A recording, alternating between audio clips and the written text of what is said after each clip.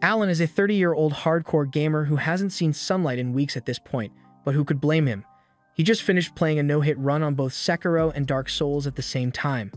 However, now that he's done with that, he needs a new game to play so he doesn't get bored.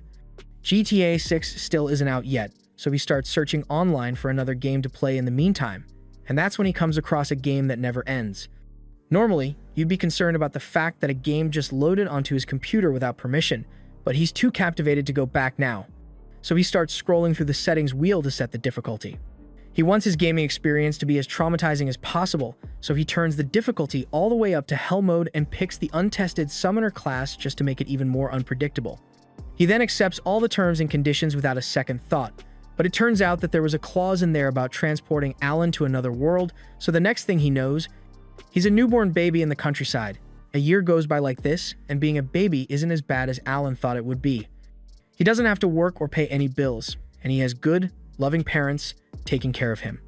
His father's name is Rodin, and his mother is Theresia, and they seem like a lovely couple, but considering the fact that Alan set the game to hell mode, they're likely going to get the Wayne family treatment sooner or later. After Alan is put to bed for the night, he raises his arms and tries all the key phrases he knows in an attempt to open a status screen, because even though he's supposed to be a summoner, he has no idea how the whole summoning thing works. He decides to give it one last try before going to sleep, and this time, something really does appear. But it startles Alan so much that he screams, and his parents come running over to check on him as soon as they hear it, so he is forced to hide the book for now. After making sure Alan is okay, his parents leave his room, and as soon as they are gone, he pulls out his book again. He is so relieved that he finally gets to see his stats after a whole year of trying, and it's around what you would expect for a 1-year-old summoner. His summoning skills are all bottom tier, but the book says they will level up the more he uses them, so Alan decides to give it a try right now. From what he can tell, he's only allowed to summon H-ranked insects and beasts at his current level, but that seems ridiculously weak, so he isn't expecting much. Just then, the book flips to the message section, and Alan finds out that he received a letter from the god of creation of this world. The god basically apologizes for the delay in creating Alan's status book, but since the summoner class was still under development, it took him a whole year to sort through all the necessary paperwork for it. Alan doesn't really care about the apology, but if the god dev team had to rush to finish the summoner class, then there must be some bugs left in there for him to exploit, so he's eager to test it out. He wants to summon an insect first, but he soon realizes that he doesn't actually know how to activate his summoning ability. Normally, he would check the subreddit or watch a tutorial for these kinds of problems, but he doesn't have any internet here, so he's going to have to figure it out on his own. He thinks about it for a few minutes and eventually realizes that he needs to create an insect skill card first, so he gives it a try, and it works perfectly. Now he can finally summon his insect, but before he could do so, his mother comes to check on him again, so Alan is forced to pretend that he's asleep again. The next morning, once his parents are busy with their daily duties, Alan opens his grimoire and finally summons the grasshopper. The room fills with tons of bright lights, and at first, Alan is mesmerized by how pretty it looks, but then a giant grasshopper flies into his face and he freaks out. He eventually realizes that this is the grasshopper he summoned, so he tries to give it instructions. But it turns out that even though it's a summon, it still only has grasshopper intelligence, so it can't understand a word he's saying. On the bright side, Alan finds out that summoning the grasshopper gave him a boost to his agility and endurance stats, and he's really happy about that, but all his celebrating gets his mother's attention, and once she finds the giant grasshopper on the floor, she immediately squishes it. Over the next few days, Alan tinkers with the insect summoning ability, but he's tired of that now, so he decides to try out the beast summon next. He summons a mouse, and once again the book sends it flying straight at his face, but Alan was expecting it this time, so he's not as startled. The mouse comes with its own set of buffs, but it's still pretty dumb, so Alan can't really talk to it. That said, one of its abilities is called Scurry, and whenever Alan tells the mouse to use it, it does so without fail. That said, this mouse's ability is downright useless, so Alan figures he will need to level up his abilities in order to summon some of the more powerful creatures out there. His grimoire says he's allowed to stock up to 10 summoning cards at once, and fortunately, the buffs for each summon stack as well. So if he stacks 10 mouse summon cards, his attack and HP go up by 10. This already makes him stronger than any regular baby, but he's going to have to level up his skills if he wants to become truly overpowered. Normally, this wouldn't be hard to do, but remember how Alan selected Hell mode because he thought the difficulty would be fun? Well, leveling up now requires 100 times the normal amount of experience, so he's going to be stuck grinding for a long time. Just then, Rodden returns from a long day of hunting, and he's completely covered in blood, but it's okay because it's not his blood. He explains that he just hunted a great boar with the other men from the village, and Alan seems really interested, so Rodden asks him if he would like to come see it. Alan excitedly agrees, so Rodden hoists him onto his neck and starts taking him towards the kill site. This is Alan's first time actually getting to see the outside world, so he's enjoying all the new sights, but it took a lot longer to get to the boar than he thought it would, so he ended up falling asleep in Rodden's arms. Once they arrive at the kill site, Rodden wakes Alan up to show him the boar, and Alan is stunned because this thing is absolutely massive, and I'm not even sure how Rodden managed to take it down in the first place. A few moments later, the villagers nearby notice that Rodden has come back, so they all start cheering for him because he is today's MVP. Alan asks if a great boar is really that strong, so Gerda explains that it is a C-ranked monster, and it usually takes at least 20 men to take one down, so they are pretty tough. This info is really useful to Alan because it gives him a solid benchmark on the strength gap between ranks, but before he can even think about summoning any high-ranked monster, Alan is going to have to start grinding XP to level up.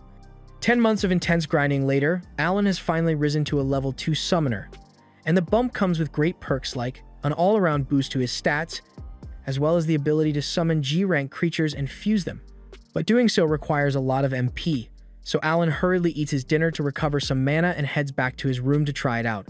Unfortunately, when he opens his grimoire, it tells him he still doesn't have enough mana to fuse any summons because his max MP is too low, so it looks like he's going to need to do even more grinding before he can try anything new. By the time Alan is 3 years old, he has finally raised his MP stats high enough to use his level 2 skill, and with the fusion section, he is able to create a G-rank bird which he names Chappie. Chappie's main skill is Voice Mimic, and it can basically copy any voice perfectly, making it perfect for distracting enemies.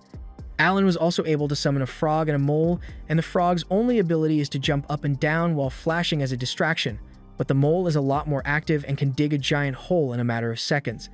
The G-rank monster skills are a lot more useful than the H ranks, so Alan is finally starting to enjoy the gaming experience in this world, but it's still going to take a long time before he's strong enough to actually fight anything. And speaking of fighting, Gerda's daughter, Krina, comes looking for Alan because she wants to play with him.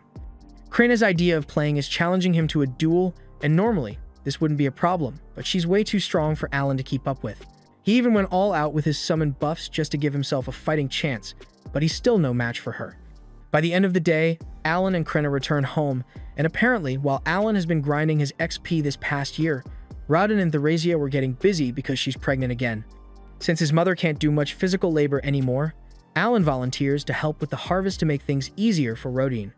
He is sure he can do it because with all his buffs, he pretty much has the strength and stamina of an adult now. But Theresia and Rodden don't think it would be fair to make their son work, so they tell him he should just stick to doing basic house chores and playing with Krina. Rodden reminds him that he will eventually grow up and have to get a job, so he should enjoy his time as a kid while he doesn't need to work. Alan is a little upset about being turned down at first, but then he remembers that farm work is unbelievably grueling work, and no father would want to force their 3-year-old to do that kind of work, so he agrees to let it go. Rodden is glad to see that Alan understands, but as they continue with dinner, Theresia recalls seeing Alan in the backyard throwing rocks at a tree a little while ago, so she asks him what that was all about. Alan says he was just practicing for self-defense in case a monster attacks their home, but in reality, he was trying to see if he can learn skills aside from summoning by repeating an action over and over, but he didn't have much luck with that. Rodden is impressed by Alan's work ethic and says he can't wait for his appraisal ceremony. Alan has never heard of the appraisal ceremony before, so he asks Rodden what it is, and he is informed that when you turn 5, you are appraised to find out what talents you may have. And if Alan is lucky enough to receive a powerful talent, he might become very rich and successful in the future. Winter rolls around, and Alan decides to summon a grasshopper out in the snow to see how long it can survive, and it lasts a whole day out here, so he's pretty satisfied. However, that satisfaction quickly fades away when Krina comes outside and starts asking him to fight her again. Unsurprisingly, Alan ends up getting his ass handed to him. But while he was busy with his duel against Krina, he completely forgot about the grasshopper he summoned, and it ends up crawling onto Theresia's leg, scaring her so much that she ends up falling over. And falling over while pregnant is a big deal. Rodin runs over to check on her, and she says she's fine, but she clearly isn't because that fall just sent her into labor, so the baby's coming today whether they like it or not. Rodin tells Krenna to go call her mother for help, and once she arrives, she helps Theresia through the delivery process. So by morning, the family has a brand new baby boy. Everyone is overjoyed, but Alan doesn't know how he should feel about this. He still isn't sure why a game reincarnated him into this world. But even though it was unexpected, he didn't have much going for him back in Japan, so he's not upset with how things turned out. That's why he has decided to focus solely on leveling up and protecting his new family, because they matter the most to him.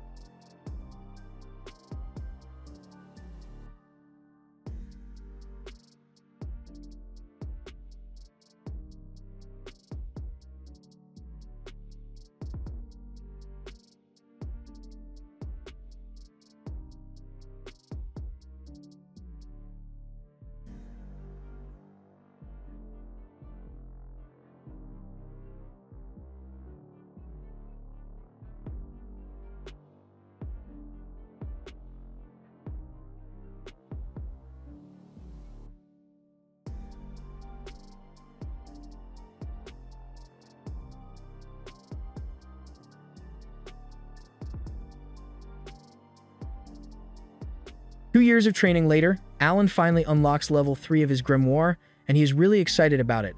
The level up grants him the enhanced skill, which means he can strengthen his summons now, and he can also hold 30 F rank ones at once now, so the buffs he can stack are going to be amazing. He plans to experiment with it later, but for now, he's got to head back inside for dinner. As for updates on Alan's family, his little brother is turning 2, and his mom is pregnant again, so he's getting another little brother or sister. His parents start thinking of a name for the new kid, and at that moment, Alan happens to receive a message from the god of creation, Elmia, so he unconsciously says his name out loud. His parents misunderstand and assume Alan is suggesting they should name the baby after the god of creation, which is a big no-no in this world, and Alan can't really explain why he said it. So he quickly changes the subject and mentions how Gerda's scars seem to have completely vanished recently. Gerda explains that it's because he passed the trial of the gods earlier today while fighting a boar, but Alan has never heard of such a thing before, so he asks what it means, and Gerda explains that every once in a while, after a battle, you feel your body being refreshed and all your wounds being healed, and Alan assumes it must be the effects of leveling up in this world. Gerda is a strong warrior, so he must level up quite often, but as for Alan, even though his grimoire is level 3, his body is still only level 1 because he hasn't fought any monsters yet, and if he wants to grow stronger, then he's going to have to engage in battle. However, that's easier said than done, because he isn't allowed to leave the village without permission. The only exception to that rule would be hunting expeditions, but the second Alan tries to bring up the idea of joining the next hunt, his father turns him down because he doesn't want Alan putting himself in danger. That night, once everyone else is asleep, Alan opens his grimoire to read the message he got from Elmia, and he already has a good idea of what it's about since he left a strongly worded complaint after the appraisal ceremony. Long story short, Elmia apologizes for the technical bug that made Alan appear talentless during the appraisal, but it has been fixed now, so the next time he gets appraised, his summoner class will show up. It also explains that all of Alan's ranks show up as E rank because of his Hell mode difficulty, but in reality, he is a lot stronger than E rank, so a separate stat section has been added for him. Alan takes a look at his new stat sheet, and it's a lot better than he thought it would be. He's got a bunch of S and A rank stats, which is about the same as what Krenna got, so he is satisfied with the results of all his efforts. Now that he's done with that, he decides to begin experimenting with his new abilities, and the first thing he wants to try is the enhanced skill, so he summons a grasshopper card and uses the skill.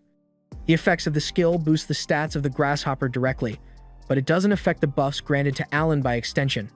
He decides to summon the grasshopper to see what a boosted summon looks like in person, and as it appears, it glows for a few seconds to indicate that it has been boosted. Aside from that, not much else is different, but before Alan could test out anything else, his mother suddenly comes in to check on him, and as soon as she spots the grasshopper, she freaks out and squishes it. The next morning, Gerda gets ready to go hunting, and while he's gone, Alan heads to the backyard to do a little more testing with his grimoire. He has attempted a bunch of different combinations in an attempt to unlock a new summon, but so far, nothing seems to be working, and he's done with his last pair of viable cards. Fortunately, this time, the fusion is successful, and he receives a new card, but he's not sure it's going to be useful, since its description says grass. On the bright side, it looks like the grass summon grants him an MP buff, so he can use it to increase the number of summons he can perform throughout the day. He then summons the grass card to find out what it's like, and an apple creature pops out, which leaves him even more confused than he was before. The apple doesn't have any combat skills, but it does possess a skill called Aroma, so Alan asks it to demonstrate, and it suddenly sinks into the ground before sprouting a stem. The stem does indeed have a wonderful aroma, but just then, Alan's mom comes to check on him again, and he tries to get the apple to hide itself, but it doesn't seem to be listening, so she ends up spotting the stem. Fortunately, she thinks it's just a regular stem, so she doesn't suspect anything, but Alan is still going to need to run a bunch of tests on this thing to figure out how it works.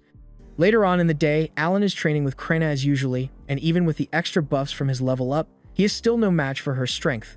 But Krenna does notice that Alan has gotten a lot tougher. He is surprised to hear that, so he takes a look at his stats and realizes that his sword mastery stat is already at level 3 thanks to all the training he does with Krenna, and he is really happy that his skill is improving.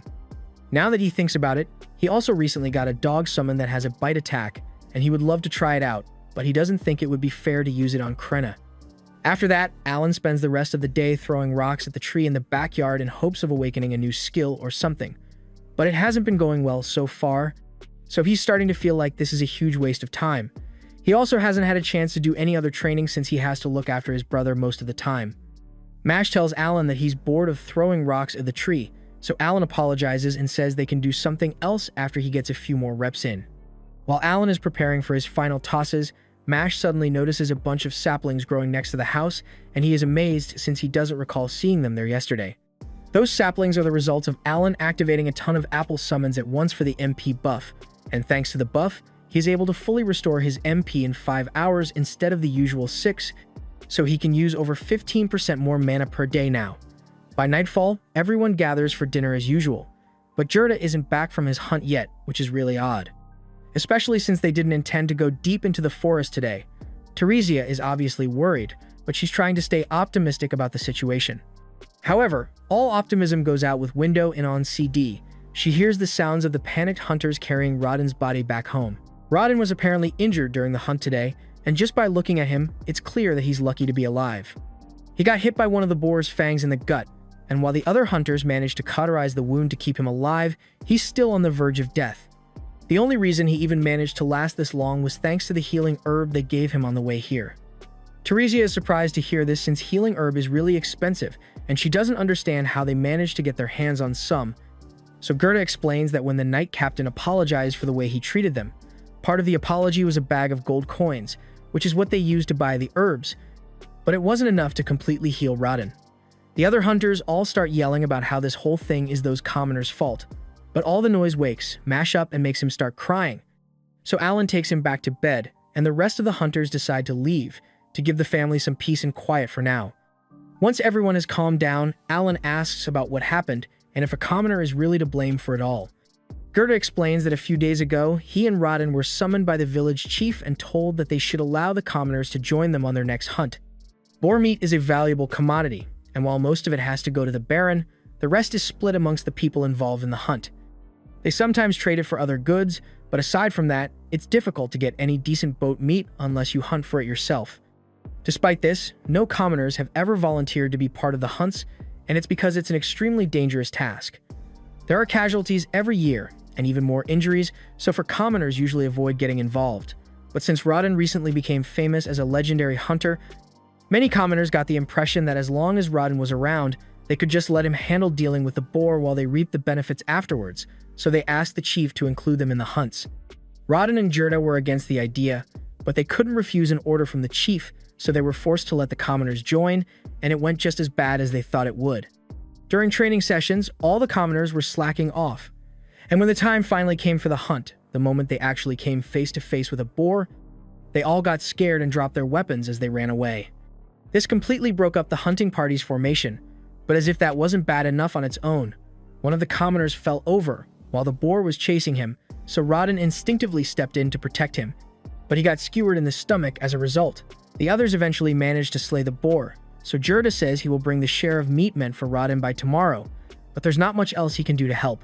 And Alan feels like a total loser because up till now, he had been focusing on only leveling himself up instead of actually helping his family.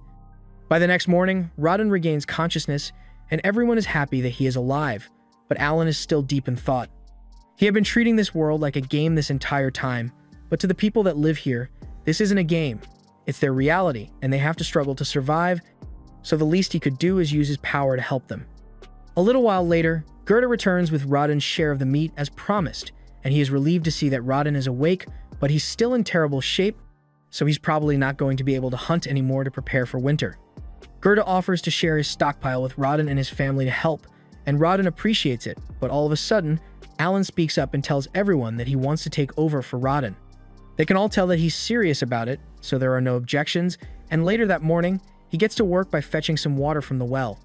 The other men there warn him not to overdo it since that much water would be difficult for a child, but Alan is easily able to carry it home.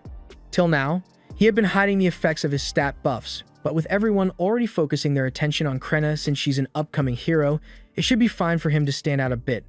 After he's done fetching water, he heads out into the fields with Gerda to harvest the potatoes. Gerda demonstrates the best method to pull the potatoes out of the ground, and he assumes Alan is going to struggle with it, but to his surprise, Alan is able to do it one-handed. He harvests 3 baskets of potatoes in no time, but after all that work, he realizes that more than half of these have to be given away to the Baron, and that's really unfair. He's trying to figure out how to get more food for his family, but all of a sudden, the chief shows up, and he's here to apologize to Rawdon. It was partially his fault that Rawdon ended up like this, so he wanted to make things right, and he also brought the guy who caused the accident to apologize as well. The guy doesn't seem like a bad person. He was just too scared to think straight back then, and he accepts full responsibility for the situation. Rawdon isn't really mad at him, but he tells the guy to be more careful next time, and he promises not to make the same mistake twice. Later on, Alan heads out into the fields and clears out a wide area because he came up with an idea. He summons a bunch of frogs and has them use their provoke skills to lure out some potential prey. However, instead of the few ducks that he was expecting, he actually ends up attracting a monster bird. At first, he thinks it's best to run away while he still can, but then he realizes that it would really help his family if he defeated the bird. Plus, he's got a bunch of stats boosts, so he thinks he should be strong enough to handle it and ends up deciding to attack. He runs in and whacks the bird across the head while it's not looking, and then he summons several dogs to attack it all at once. The dogs are doing a fair bit of damage, but unfortunately, the bird is too strong for them, so it takes them out, one after the other. It then goes after Alan, and since his summons have all been defeated, he has lost the majority of his buffs as well, so he is in serious danger here. He needs to act quickly if he doesn't want to end up as bird food, so when he gets the chance, he summons two leeches that start sucking on the bird's neck. Alan had never really tested them out before this, but thankfully, as expected, they seem to have an energy drain ability, so they can weaken the bird enough for him to stand a chance. Once they gets himself free, Alan summons even more leeches and wolves, and with their combined efforts, he is finally able to deal the finishing blow and defeat the monster. Alan can hardly believe it since this is his first kill, but his grimoire confirms that the bird is indeed dead, and he even received 100 XP as a reward. Later that day, Alan returns home with the bird, and his entire family is left speechless because they can't believe he actually managed to kill something like that. Alan tells them he just happened to catch it off guard while it was distracted, which is mostly true, but he did leave out the part about his summons. Gerda starts inspecting the bird's corpse because he is wondering how Alan managed to beat it with just a wooden sword and some rocks, but then he notices some bite marks on the bird and asks Alan about them. Alan makes up an excuse and says he was fighting on instinct, so he had to do whatever was necessary. And Gerda begins picturing Alan biting down on the bird for dear life. But regardless of how he pulled it off, it's still an impressive feat, so he congratulates him on a job well done. He even offers to help Alan bleed and dry the meat, since this is his first time. So they head over to the rack together. The Aldebaran weighs around 60 kilograms, but once it has been bled dry, it drops to around 20 kilos, and only around half of the bird's meat is actually edible. That said, the wings do fetch a pretty penny, and it does come with a magic stone, but at the end of the day, they still have to fork most of it up to the higher-ups. Alan thinks the whole 60% tax on all food thing is really unfair, and Gerda agrees with him, but there's nothing they can do about it.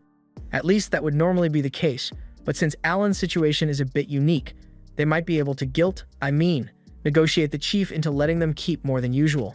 A little while later, both Alan and Gerda head to the chief's office to tell him about the bird Alan caught, and the chief is very pleased. But then Gerda suggests that Alan should only hand over the wings as tax and keep the rest for himself. This catches the chief off guard, and he tries to explain that they can't do that because the Baron has requested more food than usual this year. But then Gerda reminds the chief that the only reason Alan was forced to go out and hunt was because of his unreasonable demand that led to Rawdon getting injured.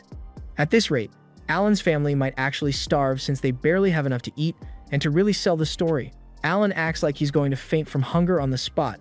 The chief feels really guilty, but he's still hesitant to cut Alan's taxes, so to sweeten the deal a little, Gerda offers to throw in the bird's magic stone. The chief eventually agrees to the deal, and Alan and Gerda are really happy to hear that.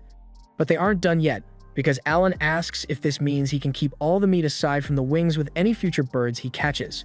The chief is once again hesitant to agree, but Gerda reminds him that it's pretty rare for a kid to catch an Aldebaran all on his own, so what are the odds of it happening again?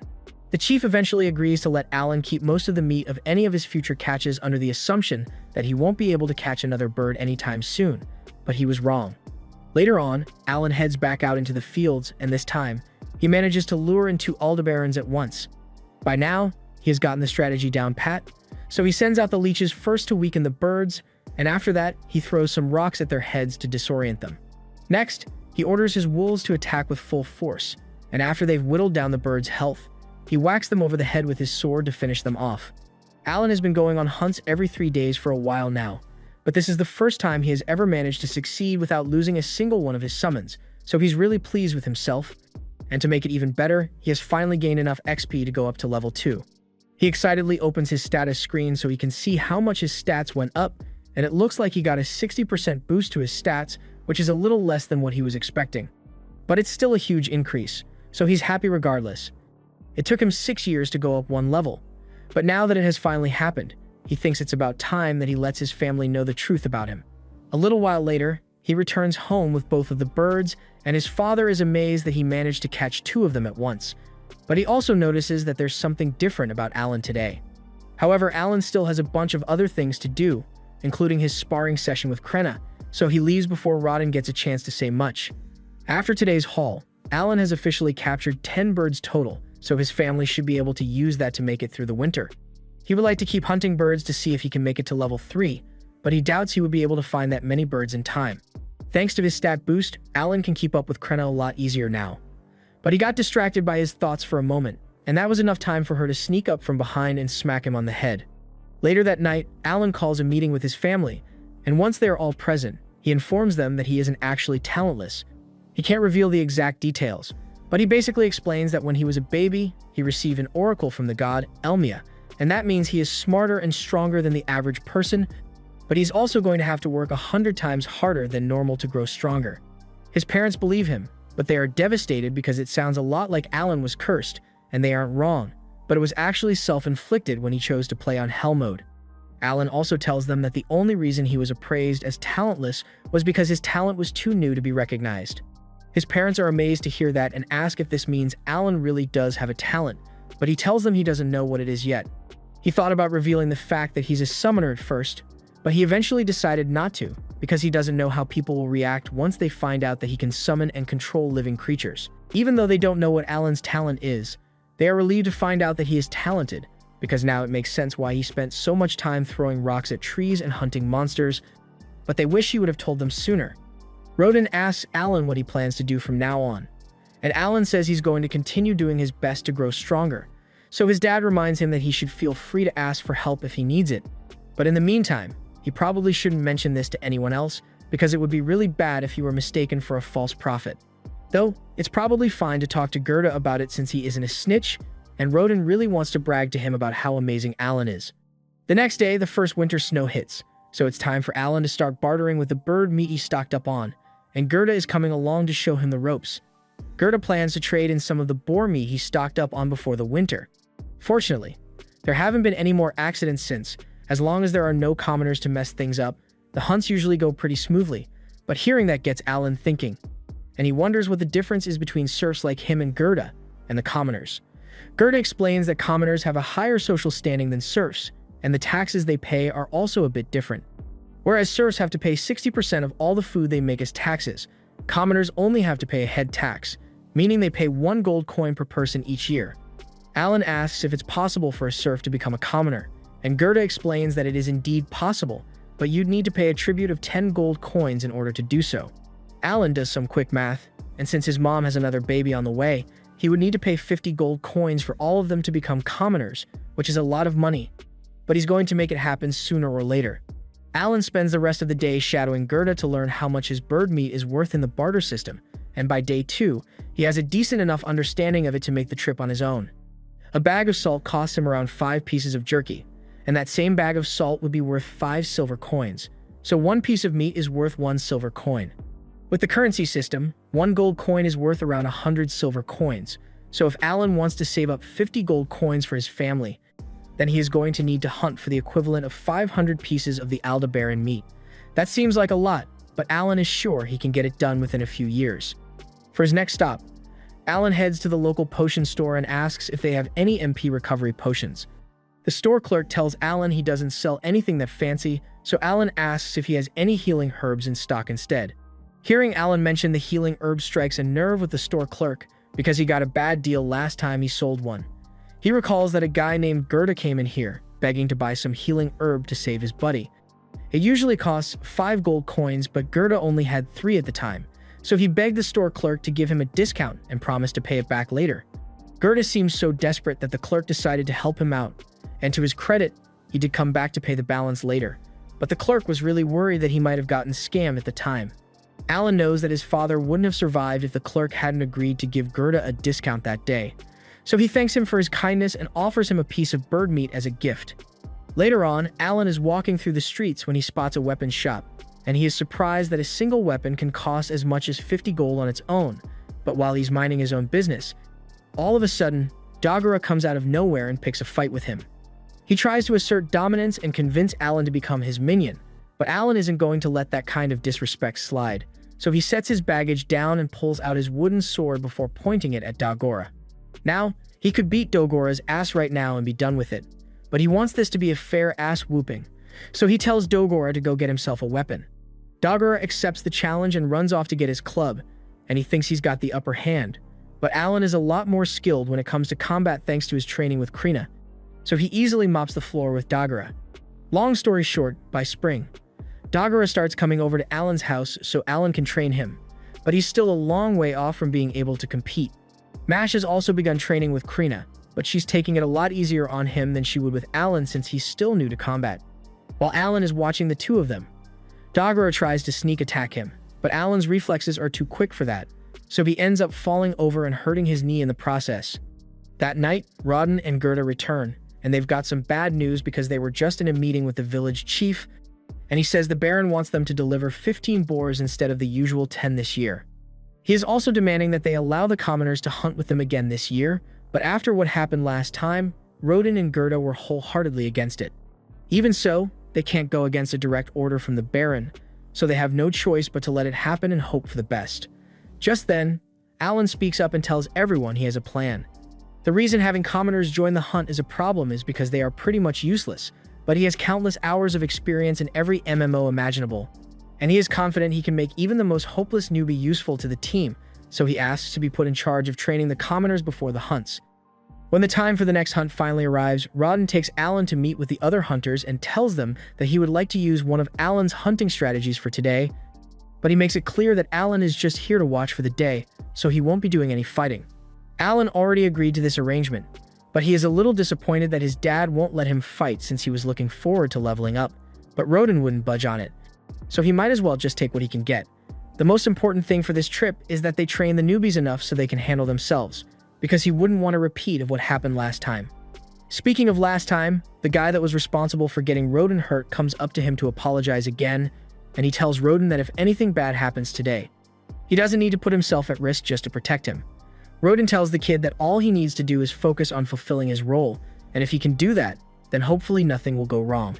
With that, the hunt team heads out into the forest to search for their prey, and this is technically the first time Alan has been allowed to leave the village walls to go into the forest, so he is really excited. Once they make it out into the forest, Gerda reminds everyone of the plan and tells them to get into their positions. A few of the newbies act as bait to lure out a boar, and once the boar comes running out of the brush, it is intercepted by Gerda and his squad. After they've successfully stopped the boar, Rodin and the others come running in from the sides and stab it over and over. This is the strategy that Rodin and the others have successfully used to hunt for the past 10 years, but it doesn't work very well with spineless newbies, which is why Alan suggested a little change. While the others will still do most of the work taking the boar down, the newbies will stand off to the side so they don't get in their way, and when the time is right, Alan tells them to go stab the boar along with the others. With the way experience works in this world, they just need to deal a little damage to the boar to receive XP from it, so this should help them level up. The boys do as Alan instructed, and sure enough, as the boar is defeated, they feel a sudden surge of power flow through their bodies, meaning they must have passed the trial of the gods, or in other words, they just leveled up. Alan is really glad that his plan worked as intended, but unfortunately, he didn't get to enjoy any of that free XP since he didn't land any hits on the boar. The next day, Alan is over by the well with a few of the older guys when he hears that one of them has been focusing on butchering meat instead of hunting, since his wife is pregnant and he wants to play it safe. And since that's the case, Alan asks him for a little favor.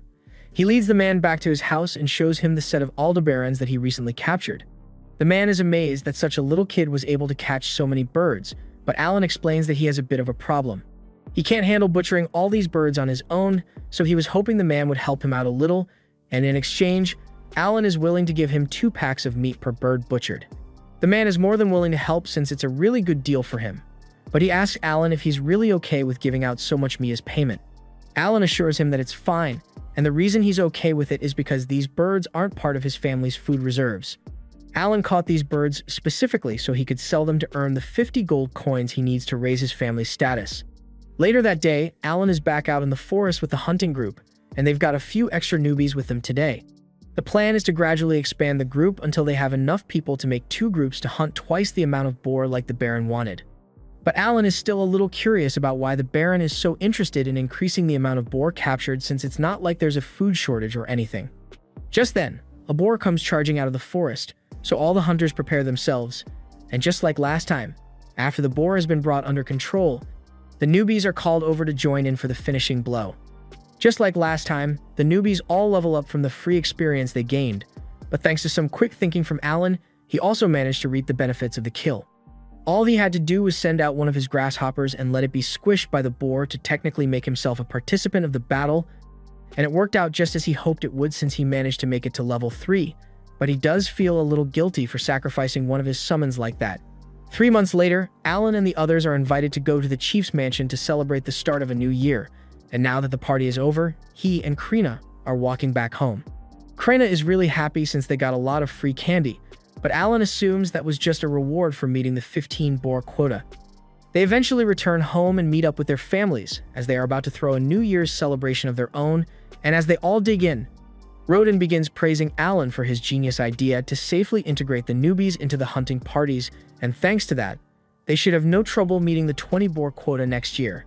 As they continue to talk, Gerda happens to notice a bottle behind Alan, so he asks what it is, and Alan explains that he received a bottle of liquor from the chief as a gift earlier.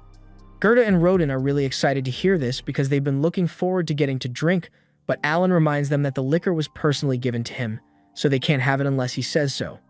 This is all part of his plan to get them to let him fight during the hunts, so he says he will only let them have it if they can beat him in a game. Rodin and Gerda are really desperate for that liquor, so they agree to Alan's terms and ask what game he wants to play, to which Alan answers that he wants to arm wrestle. Gerda and Rodin are fine with that, but before the game begins, Alan asks them what they are going to give him if he wins because he needs some kind of reward for his effort.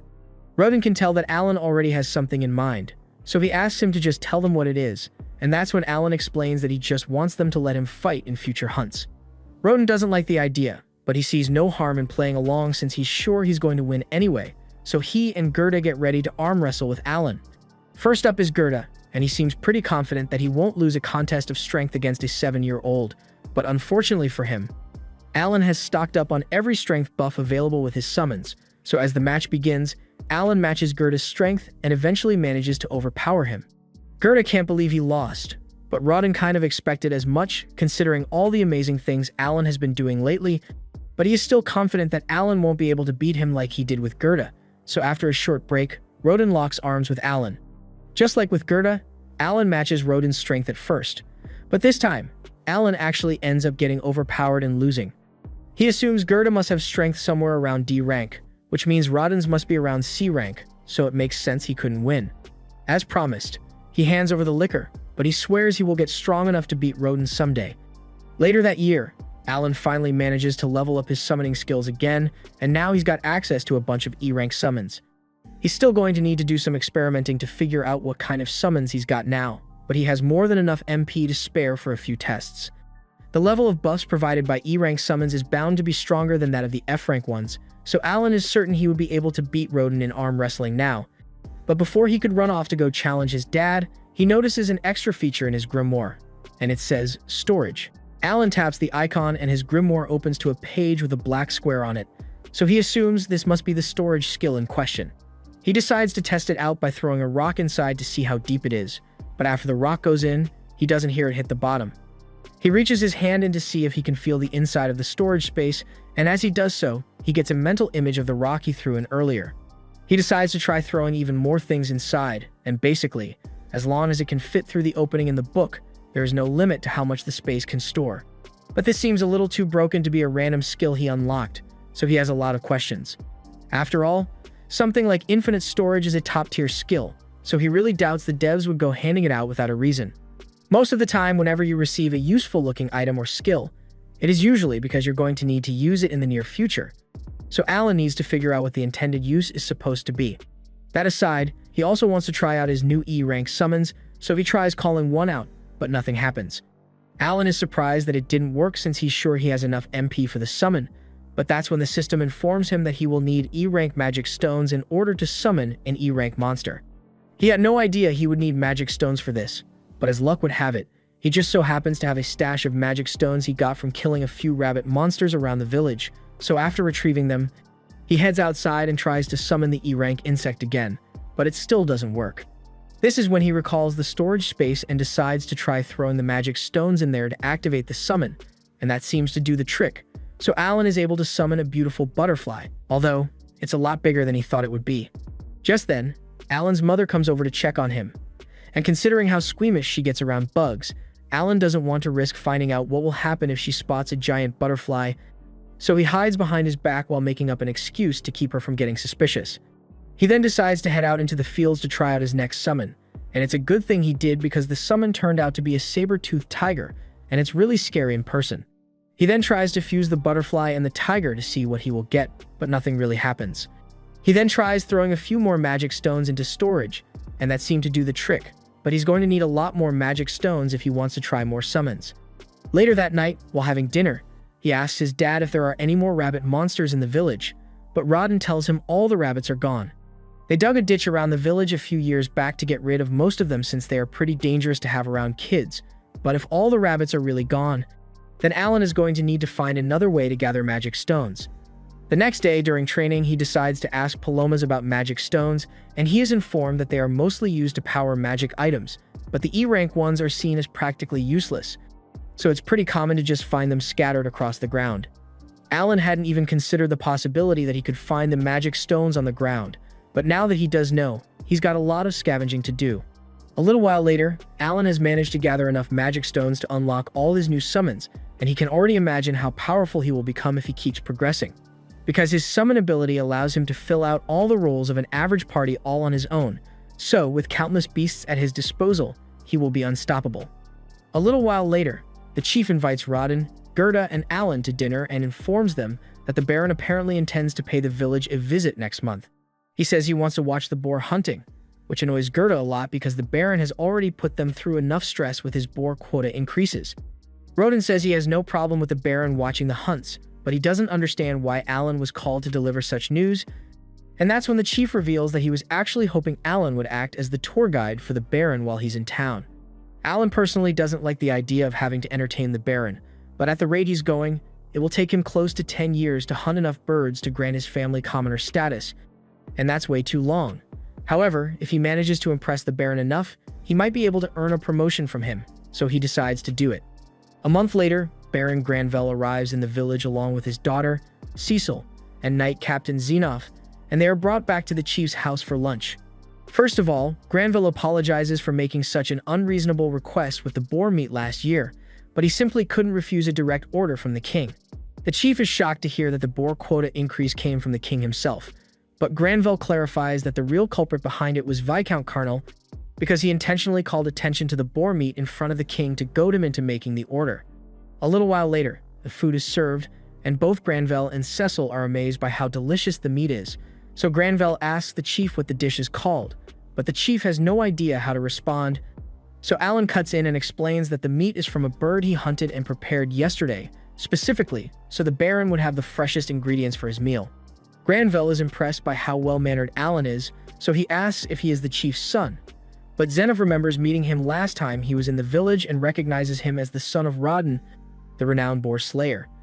The Baron is impressed by Alan's manners and asks if he happens to come from a family of former knights, but the chief explains that Alan and his family are just serfs. As soon as Cecil hears this, she becomes outraged that the chief would let a filthy serf set foot in the guest hall, but her father scolds her and tells her serfs are valued members of the fiefdom, so she can't go around treating them like trash. Cecil apologizes for what she said, but now she's mad at Alan for some reason, and he can already tell that she's going to be a pain in his ass later. Fortunately, unlike his daughter, the Baron seems like a reasonable person, so when Alan explains that he is going to be in charge of showing them around during tomorrow's hunt, he thanks him for volunteering and says he looks forward to it. Xenoph mentions that if the 20 boar quota proves too difficult for them to manage, he can have his knight take over the hunts, and Granville thinks that's a good idea since he doesn't want to overburden them. But Alan interjects and tells them that won't be necessary, because they are more than capable of meeting the quota on their own. The following morning, the Baron's carriage has been prepared, and he is entrusting Zenov with protecting Cecil should anything go wrong during the expedition. Before long, they set out into the forest, and upon arrival, Alan shows them to a tower prepared in advance so they can watch the boar hunt from a safe distance. Alan leads them all into the tower's perch, and Cecil really seems to be enjoying the view because she has never seen so many trees before. A few moments later, Rodden and the rest of the warriors arrive, and Granvelle is impressed to see that they've acquired armor. Alan explains that they put the boar hide from the previous year's hunts to good use, creating all sorts of tools and equipment to make the boar hunts go smoother. As the hunt begins, Granvelle notices a few warriors who aren't wearing any armor run into the forest alone, so Alan explains that those guys are in charge of luring the boars out of the forest and into the hunting grounds. Though they will probably have to be patient if they want to see any action since luring the boars out takes quite a while. While they wait, Zenov asks Alan how Krina has been doing lately, and Alan tells him she has been doing great. Zenov is glad to hear that and informs Alan that he will be dispatching a tutor to prepare her for the academy entrance exams in spring. And Alan can't help but chuckle because he thinks it will be funny to see Krina study for a change. A few moments later, the luring team returns with a boar hot on their trail, and everyone gets into position. Using a couple boar hide shields they made, they box the boar in, and Alan explains that the shields are made from the hardest part of the boar's hide to make it penetration-proof. After locking the boar in place, the strike team moves in and begins stabbing it from the side while the long spear team, comprised of the most inexperienced members of the group, also join in to aid the attack. But Cecil wasn't prepared for how gory a boar hunt really is, so she's starting to feel sick at the sight of all the blood. Rodin then finishes the boar off with a blow to the neck, and it's so gruesome that it causes Cecil to pass out on the spot. Everyone begins to celebrate once the boar is dead, and both Granvelle and Zenov are crucial to the fighting prowess of these warriors. However, a moment later, another loud roar echoes from the forest as two boars come charging toward the group. Zenov realizes this is bad and orders his knights to be ready to jump in if necessary. But Alan tells him that their assistance won't be needed because the hunting squad is perfectly capable of handling two boars at once. Rodin orders the team to split into two groups to handle the boars separately, and Alan thinks to himself that a few years ago, it would have been impossible for them to handle a situation like this. The main reason is because they always had to give away 60% of their hunt as taxes, so instead of making any equipment with the materials gotten from the boars, they were forced to trade everything away to get by. However, with efficient hunting strategy, they've managed to gain more leeway when it comes to their allocation of materials, and with the improved equipment, they are more than capable of handling two at once. Within a few minutes, the remaining boars are dealt with, and Cecil regains consciousness just in time to see the blood geyser from one of the boars, which promptly knocks her out again. Granvelle is impressed that they managed to take down 3 boars in just one day because that means they only have to hunt 17 more to fill the quota. But Alan corrects him and explains that they only actually need 10 more, because before Granvelle decided to pay them a visit, they had already captured 7 other boars. The Baron is glad to hear that because it means the quota won't be as much of a burden on the village as he had thought, and while the Baron is in a good mood, Alan tells him he has a few requests to make. He says he would like permission to create a few more shields out of the boar hide to help with future hunts, and the Baron has no objections to that. But Alan's second request is to ask for permission to trade for liquor outside the village. Once again, the Baron isn't necessarily opposed to the idea, but he wonders why Alan is asking for liquor specifically. Alan explains that since filling the quota has required them to hunt for more meat than they otherwise would, there have been concerns that the influx of extra meat would cause a crash in the overall value of the meat locally, which is why he wants permission to trade a good portion of it for alcohol to boost morale. Granvelle sees no reason to object, so he agrees to the requests and tells Alan that he has done a wonderful job as a guide today. As they are preparing to leave for the day, Cecil, who had been quiet for most of the hunt, yells at Alan and tells him not to get full of himself just because her father praised him a little, but as she says this, she nearly falls off her horse, which completely ruins the intimidating act she was trying to put on. A little while later, Alan, Rodin, and Gerda are all called over to Granvelle's mansion, and Granvelle tells them that he was so impressed with their performance the other day that he wants to give them a reward. Alan is excited because he can already tell what's coming, and a few moments later, Granvelle declares that Rodin and Gerda, along with all their families, will be granted commoner status. Rodin and Gerda can't believe it since they never expected something like this to happen, and Alan is overjoyed because now he gets to keep all that money he was saving. And he's allowed to leave the village without permission now, so the first thing he plans to do is head to the White Dragon Mountains when he gets the chance. Granvelle also adds that anyone who has participated in the hunts over the past 10 years will receive the same promotion, so he asks Rodden and Gerda to provide a list of everyone who qualifies. After everything Granvelle has seen, he knows there should be no problems with fulfilling the quota requirements, so he says he can return to the capital and rest easy. However, his butler reminds him that there's actually one more thing he needs to do. It nearly skipped Granvelle's mind, but the king apparently wants to use Krena village as an example to the other villages in the kingdom since they have been doing so well lately. So he asks Rodden to tell him the backstory of how the hunts began. Rodden looks a bit uncomfortable after hearing this, so Gerda explains to Granvelle that the village's backstory is a bit of a sensitive subject for Rodden, so he offers to recount the details in Rodden's place.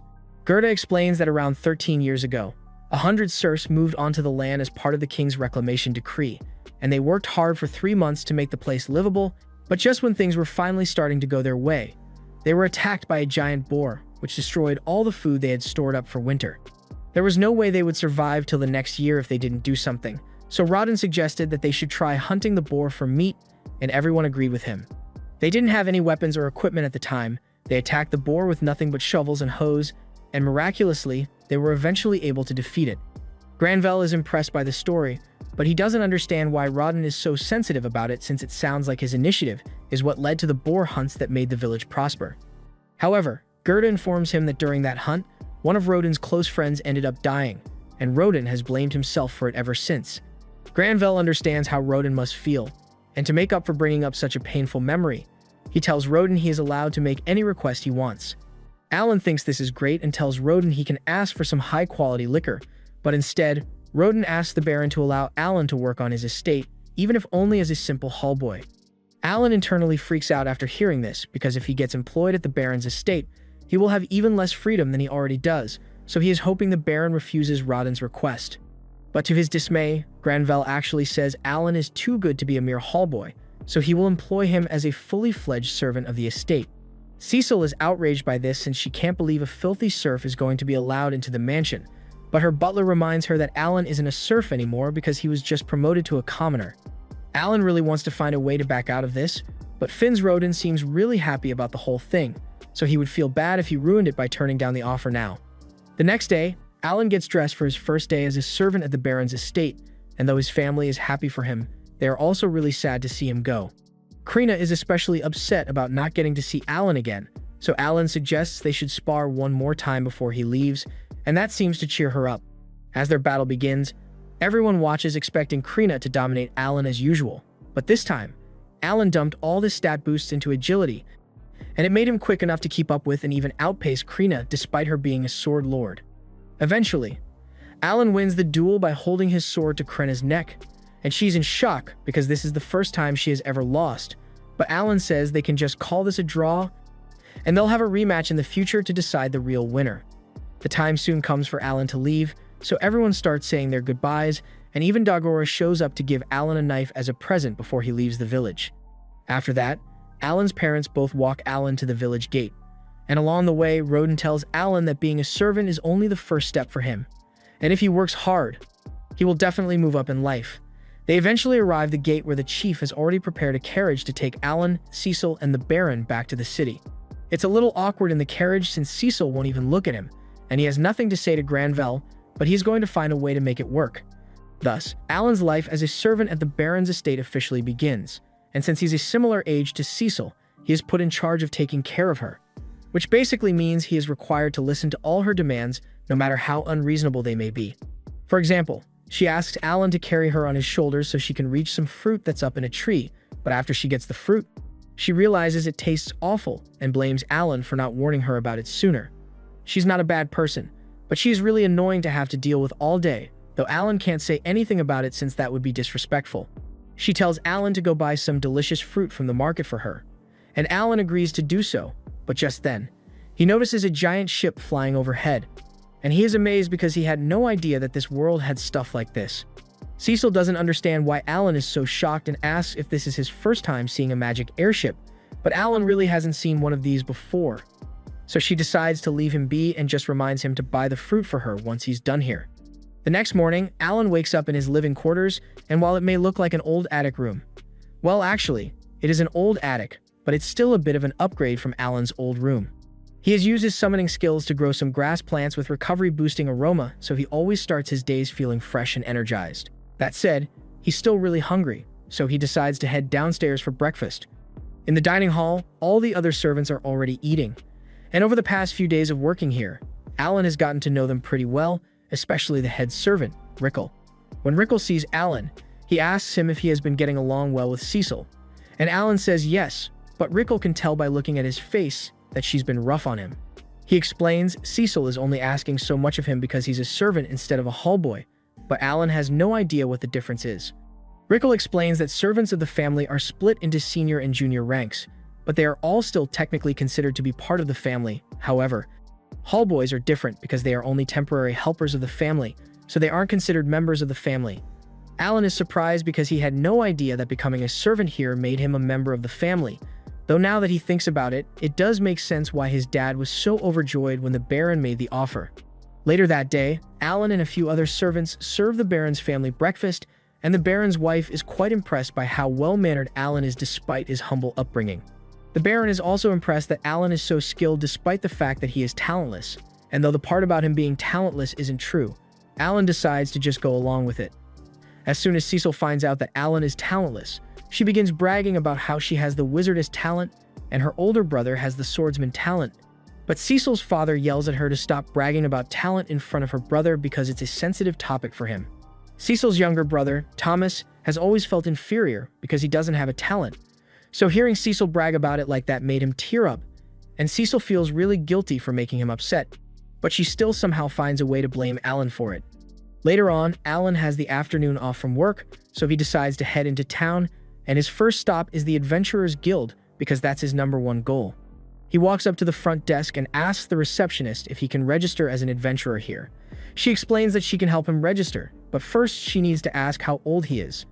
Alan informs her that he is 8 years old, but unfortunately, she tells him that the minimum age to register as an adventurer is 12, so he isn't allowed to become one.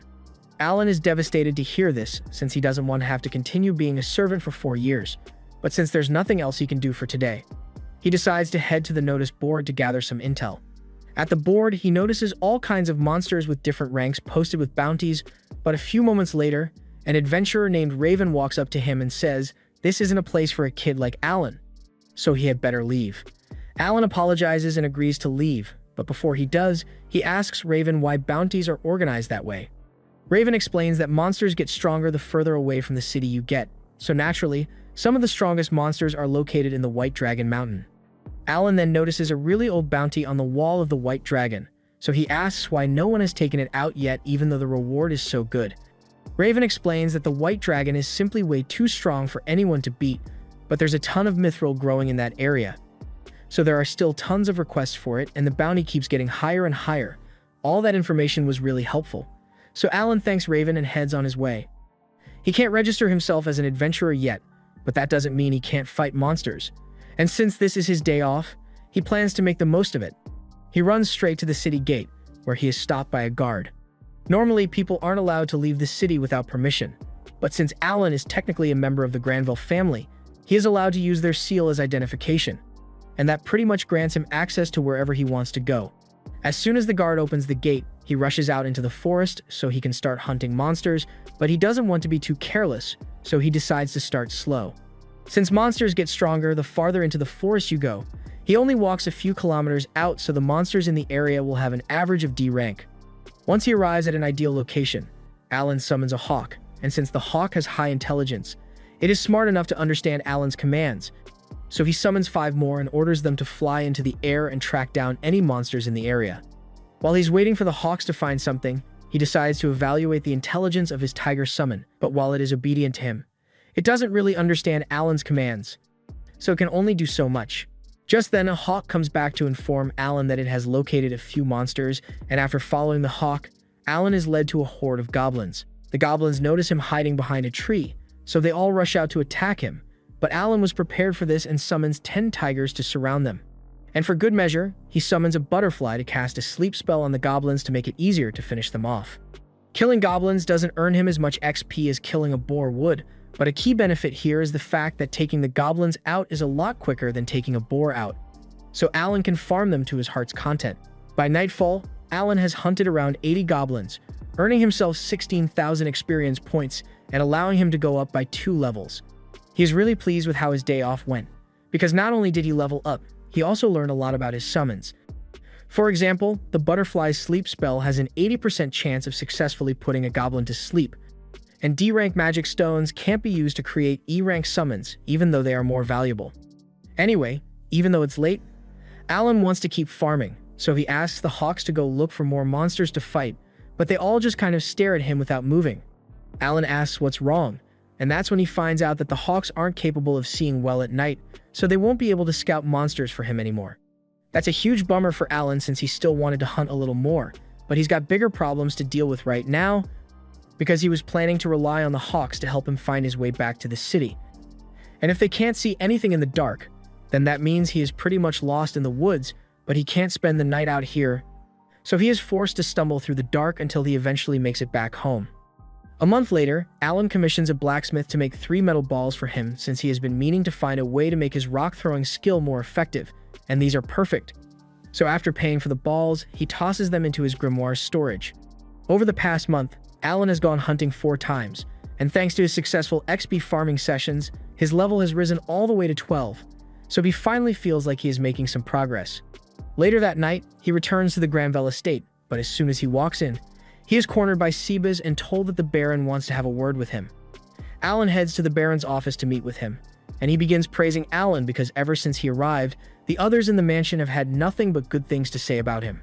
However, the Baron is a little concerned about what Alan does on his days off because he has been told that Alan leaves early in the morning and does not return until late into the night. Of course, the Baron tells Alan that he isn't in trouble because he is free to do whatever he wants with his days off, but he just wants to have an idea of what Alan is up to. Alan understands why the Baron would be suspicious of his behavior, so he decides to be completely honest and explains that he has been hunting in the forest on his days off. The Baron asks why Alan is doing it, so Alan explained that as the son of a hunter like Rodin, it is simply natural for him to want to hunt as well. The Baron can't argue with that, so he tells Alan he is free to continue hunting as much as he wants. However, there is one condition. Sebas assumes that Alan must be hunting E-rank rabbits since he doesn't know he is strong enough to handle D-rank goblins, so he tells Alan that he cannot sell the meat he catches to any of the local butchers since it could cause a scandal if it became public knowledge. Instead, Sebas offers to have the estate buy any meat Alan hunts at 1 silver coin per bundle, which is higher than the current market rate.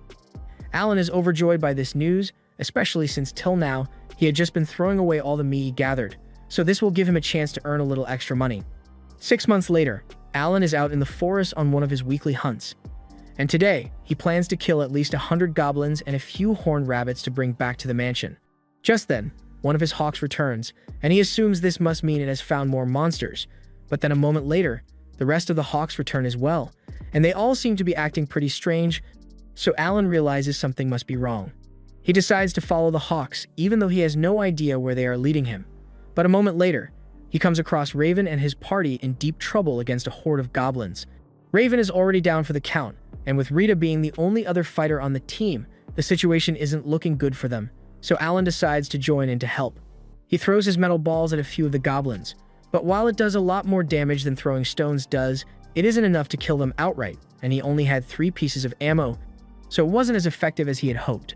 Normally, he would be able to handle the goblins effortlessly by summoning a few tigers, but he doesn't want to use his powers in front of other people yet, so he is going to have to get his hands dirty. He charges at one of the goblins, and since he is level 12 now, he is a lot stronger than he used to be, so he can easily handle a D-rank goblin on his own without help from his summons. He then proceeds to take out a few more goblins in the time that it takes Rita to kill one, and thanks to him, they are safe, but Raven's life is still in danger here. Rita begs Milsey to hurry up and heal Raven, but unfortunately, Milsey is already out of mana, so she can't use any more healing spells. With his current state, Raven won't survive long enough to make it back to town, so Alan offers to use some of the healing grass he made with his summon, and with it, Raven's wound is completely healed. The others are overjoyed to see Raven wake up, and they all swear that they will repay Alan for the valuable healing herb he used on them. But Alan really doesn't want to draw too much attention to himself, but there is actually something he could use their help with. He tells them that he is currently collecting E-rank magic stones, so if they could gather around 100 for him, that would be a huge help. Raven and the others are surprised that that's all Alan wants since E-rank magic stones are pretty much worthless. But since he insists, Raven promises that they will have the stones ready for Alan by next week, and the two say their goodbyes. A few days later, Alan is back on the job as Cecil's servant, and she is currently having him give her a boost so she can reach a jar of jam. Alan asks her why she's doing this, so she explains to him that she wants to bake some yummy cookies to commemorate her brother Mihai's return. But Alan had no idea that Mihai was returning, and he is so shocked that he loses his balance, causing Cecil to fall over. A while later, the family is having lunch, and Granvelle is quite impressed by how tasty the meal is. Cecil is glad he likes it because it was made with some of the horned rabbits that Alan hunted. Granvelle is impressed by Alan's skill, but that much should be expected from the son of a warrior like Rodin. Granvelle also mentions that Krenna village has met the quota of 20 boars for the year, and Alan is glad to hear that. But he never had a doubt in his mind that they would be able to pull it off. Just then, Thomas asks why they haven't gotten to eat any boar meat if the quota was met, since it used to be the highlight of their winter meals. They haven't had any this year. Alan is surprised to learn of this, but he assumes it must be because the king is the one who requested the quota increase, so all the boar meat must have been sent to the capital. Thomas asks Alan if he can hunt a white deer for lunch next time, but everyone starts yelling at him to not make such an unreasonable request of Alan, since hunting a white deer is no small feat. However, to their surprise, Alan agrees to do it without hesitation. He has been eager to try a new challenge lately, and he assumes a white deer must be somewhere around C rank, so it should be easy. The next day, Alan heads out into the forest, and after digging a pit in the snow, he proceeds to run into the forest to track down a white deer. Once he finally spots one, he summons 4 frogs to act as bait. Using their provoke skills, the frogs easily grab the deer's attention, causing it to charge at them. But when it was about to hit the frogs, Alan desummoned them and then resummoned them at a different location. This goes on for a bit, until Alan eventually leads the deer straight into the hole he dug for it. And now that it is trapped, there's nothing stopping Alan from killing it. An hour later, the staff at the mansion goes into a panic because a giant white deer just showed up at the front gate. But just as they are about to attack it, they hear a voice coming from underneath, and a moment later, Alan rolls out from under the deer. Killing it was easy, and it did give him over 2,000 XP, but it was a serious pain in the butt to carry all the way back here by himself. He asks the other servants to go call Thomas because he hunted this deer specifically for him. And a moment later, the entire family comes out to see what's going on, and Granvelle is shocked to see that Alan really did hunt a deer. Thomas is delighted since this means they will be able to have deer meat for New Year's, but the rest of the family is still in shock over the whole thing. Granvelle is starting to wonder if Alan is really talentless, because there's no way a normal 8-year-old should be capable of taking down a C-rank monster on his own, so he plans to have Alan reassessed as soon as possible. A little while later, Alan is called into a meeting with Cebus, where he is informed that he is going to be promoted to a huntsman. As part of his duties as a huntsman, Alan will be expected to hunt food for the household, as well as protect the people in the event of a monster attack, and as payment, he will receive 100 silver coins a month, which is twice his current salary. This may seem like a great deal on the surface, but Alan can tell that they are just trying to get out of having to pay full price for any strong monsters he catches, because that deer alone was worth more than 100 silver, and paying Alan a salary is much cheaper than paying for the monsters he hunts directly. Alan doesn't really mind losing out on the extra money as long as it means he can hunt as much as he wants, but just when he's about to leave to start hunting right away, Cebus tells him to wait because he's still required to do his normal duties as Cecil's servant, so he's only allowed to hunt once a week. Alan is really disappointed to hear that, but it would be rude to complain, so he just sucks it up and goes along with it. A little while later, Alan goes to the port with Cecil to meet Mihai since he is finally coming home from the academy to visit.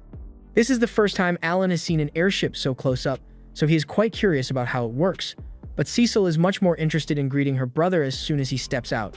She runs over to Mihai and hugs him tight, telling him all about how much she missed him. She asks why he didn't come home last summer like he promised he would, and Mihai does remember making that promise, but something came up, so he apologizes for disappointing her. Alan walks up to Mihai and offers to carry his bags while Cecil introduces him as her servant. Mihai is a nice guy, and just by taking one look at Alan, he can tell that he's quite talented, so he tells him as much. Alan is relieved that Mihai is so mature, because he wouldn't be able to handle another Cecil. But Cecil and Mihai seem to get along really well as family, and it makes him wonder how his own family is doing. Later that day, Alan is out hunting a few monsters for lunch, and by the time he's done, the chefs are overjoyed because these are the freshest ingredients they've ever gotten. and they are very thankful for Alan's hard work. But just as he was about to put the meat away, he noticed Mihai and Zenov dueling in the garden. Even though Mihai is only 14 years old, he is still quite impressed, especially since he is able to hold his own against someone like Zenov. But the strength gap is still too wide, so Mihai ultimately ends up losing. Everyone praises Mihai for doing such a good job, but then Cecil notices Alan carrying his quarry for the day, and she compliments him on such a good catch. It is undoubtedly impressive that Alan was able to defeat a monster like that, and since they've got a little extra time to kill, Mihai asks Alan if he would like to spar as well. Zenov looks to Granvelle to see if he approves, and since Granvelle has no problem with it, Zenov hands Alan his sword so he can fight. Alan is really excited since this is his first time holding a mithril sword, and it has been ages since he did any sparring, so he can't wait. Right now, his stats are optimized for hunting, not combat, but with all the level increases he has been getting lately, he is sure his current build should be able to handle this. The duel begins, and Alan initially tries holding back to avoid hurting Mihai, but as his sword clashes with Mihai's for the first time, Alan realizes something. This dude is strong. Mihai has spent several years training and studying in the Royal Academy, and all those years of experience play a crucial role in combat. So even if Alan is similar to him in terms of strength, his swordsmanship is still novice level at best, so he never stood a chance. Once the duel is over, everyone once again starts praising Mihai's strength, but Cecil does praise Alan as well, since he held up pretty well against Mihai for a while. Thomas asks Mihai how he got so strong, so Mihai explains that he was forced to clear a dungeon as a summer project last year, and that experience made him a lot stronger. Cecil realizes that's probably why Mihai wasn't able to visit last summer, and she feels kind of bad for him. But Alan is busy thinking about how amazing the training Mihai receives at the academy must be. Cecil asks Mihai whether he's going to stay for a while, but unfortunately, he has to head back to the academy in a few days, and he won't be back until summer next year. Alan suddenly asks Mihai to spar with him when he next returns, and Mihai accepts his request. He then shakes Alan's hand and asks him to take care of Cecil until then, and Alan is forced to agree, but internally, he's thinking about the quickest way to get out of this stupid job without dishonoring his father. A little while later, Viscount Carnal shows up to pay Granvelle a visit, and he makes some snide remarks about this being a backwater town, which Granvelle laughs off. But it's clear that these two absolutely hate each other. Alan serves Carnal his meal, and Carnal is delighted because he thinks this is the famous boar meat that Granvelle had been keeping all to himself, but in reality, it's just the horned rabbit Alan hunted. However, Carnal can't really tell the difference. The Carnal and Granvelle families have been at odds with one another for centuries at this point, and right now, the Carnal territory is doing really well, while the Granvelle territory is on an economic downturn. The reason for this is the fact that both territories are located on either side of the White Dragon Mountain. The mountain contains a lot of mithril, so both regions have several mines in the mountain, but the dragon on top of the mountain is currently roosting on the Granvelle's side, so they can't use their mines, which is why their economy took such a huge hit. Though, it hasn't always been like this. The dragon is very fickle about its roosting spot, so roughly every 100 years, it switches sides, which flips the power dynamics between the two sides. Anyway, Granvelle asks Carnal why he came here since this couldn't have been a pointless visit, and Carnal was so preoccupied with his food that he nearly forgot to mention it. But he says his oldest daughter recently underwent her appraisal, and he wanted to personally share the news. Alan assumes Carnal's daughter must have gotten an amazing talent, so he is here to rub it in Granvelle's face. But to his confusion, Carnal announces that his daughter is talentless, and what makes it even more confusing is the fact that Carnal mockingly reminds Granvelle that 2 out of his 3 children have talents. Granvelle gets angry and points out that Carnal also has an older son who has a talent, so that means both of them are going to have to fulfill a noble's duty someday. After that, Carnal leaves, and Alan has no idea what that whole thing was about, but it did teach him that being a noble isn't as much fun as he thought. Sometime later, on one of his days off, Alan meets with the party he helped and asks them for some advice because he's thinking about hunting a few C-rank monsters. After all, he has hunted over 10,000 goblins in the forest already, and farming D ranks really isn't doing it for him anymore. The group warns Alan that C-rank monsters are a lot more dangerous than what he's used to, and Alan is aware of that, which is why he wants to learn everything he can from them before going on his next hunt. Later on, Alan is out in the forest when one of his birds spots a C-rank monster and rushes over to come call him. Alan goes to investigate and finds an orc sleeping under a tree, and this is a perfect opportunity to attack, so he proceeds to jump the orc with a horde of tigers. The orc tries to fight back, but Alan has way too many summons for it to stand a chance, so it eventually succumbs. With the orc dead, Alan carves into its body to retrieve its magic stone, and he's really proud of himself for being able to take down a C-rank monster without needing to trap it first, but he reminds himself that he needs to stay humble because he's still not strong enough to beat Mihai, so he can't make the mistake of getting overconfident. Just then, one of his birds alerts him to another C-rank monster nearby, and this one seems to be an armored ant. Alan is a little hesitant to fight it since he recalls that Raven once nearly died to one of these, but it's a little too late to back out now because the ant has already seen him. Alan has no choice but to attack, so he sends out his tigers, but they aren't able to pierce through the ant's armor, so Alan needs to think of something else. He decides to try using his butterfly summons to put the ant to sleep, and once it rolls over, he jumps on its belly in an attempt to kill it, but his knife won't go through even though his attack power is over 400. The ant soon starts waking up, so Alan frantically starts stabbing it over and over until he finally breaks through its shell and kills it. He's glad that's finally over, but even though the ant was C-rank just like the orc, it took way more effort because it's pretty much immune to physical attacks. He wonders if it would have been easier if he could use magic, but now that he thinks about it, he has a really high intelligence stat, so he might be able to cast spells after all. To find out, he asks Cecil to let him join her during her magic class, and while there, he asks the teacher if it's possible for him to use magic. The teacher pulls out a magic orb and tells Alan it will light up if he has a talent for magic. Alan gives it a try, but no matter how hard he concentrates, nothing happens. He is forced to come to terms with the fact that he's completely magic-less, and he's taking it really hard, so Cecil feels bad for him and offers Alan a cookie to cheer him up. One day, while the family is having dinner, Rickles suddenly barges into the dining hall to warn them all that a murder gulch has been spotted in the area and at its current pace. It will arrive at the southern gate in less than 2 hours. This is terrible news, so Granville asks if they can get Zenov to deal with it, but unfortunately, Zenov and his knights are currently away on a monster hunting mission, and they won't be back for at least 2 days, so they are on their own. Granville orders Rickle to go to the Adventurers Guild and put out a quest to get as many people as possible to defend the city, and in the meantime, Alan volunteers to hold the Murder Gulch off. The Murder Gulch is a B-rank monster, and Alan knows that the adventurers in this town stand no chance of beating it, so it's up to him to protect them. Unfortunately, he already used up all of his MP this morning since he was farming XP, so he needs to wait until he has recovered a sufficient amount to use his summoning ability. The people of the city have all been warned of the impending attack, so they are all running for their lives, and Alan happens to overhear a man pleading with an adventurer to save his wife and daughter because they got stuck in their carriage, the same one that the Murder Gulch is currently chewing on. The mother and daughter inside are terrified because it's only a matter of time before they are devoured, but Alan refuses to let that happen. So he takes one of his iron balls and throws it right at the monster's eye. This successfully draws the monster's attention away from the family, but now the monster is focused on Alan instead, so he takes off running and tries to lead the monster towards the mountain to keep the city safe. As he is running, his MP is restored, so he uses it to reset his summon roster and stock up on butterflies because those give him speed and agility boosts. He then summons a bunch of them and tries to use their magic to put the monster to sleep, but the Murder Gulch seems to be resistant to sleep magic, so instead of passing out, it becomes angry and swats all the butterflies away, which leaves Alan with very few options to work with. Late into the evening, Alan is still running away from the Murder Gulch, and he is starting to tire out, but fortunately, he manages to hide under some trees in order to give the monster the slip. And once he is sure that he's safe, he collapses near a tree and breathes a sigh of relief because he wasn't sure he would make it out of that one alive. He's got no idea why the debuffs didn't work, and he's nowhere near strong enough to beat that thing without weakening it first. He even had to use up a bunch of his magic stones just to survive long enough to make it out here, but at least he successfully led it far away from the city, so the people should be safe now. He plans to just head home and wait for Zenov to return so he can deal with the Murder Gulch. But just as he was about to leave, he senses something staring at him, and to his horror, it turns out that the Murder Gulch has found him.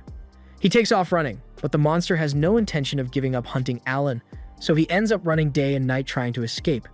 3 days later, Alan finally managed to shake off the monster and make it back to the city, but after being forced to run non-stop all for days, he is tired, hungry, and on the verge of collapse.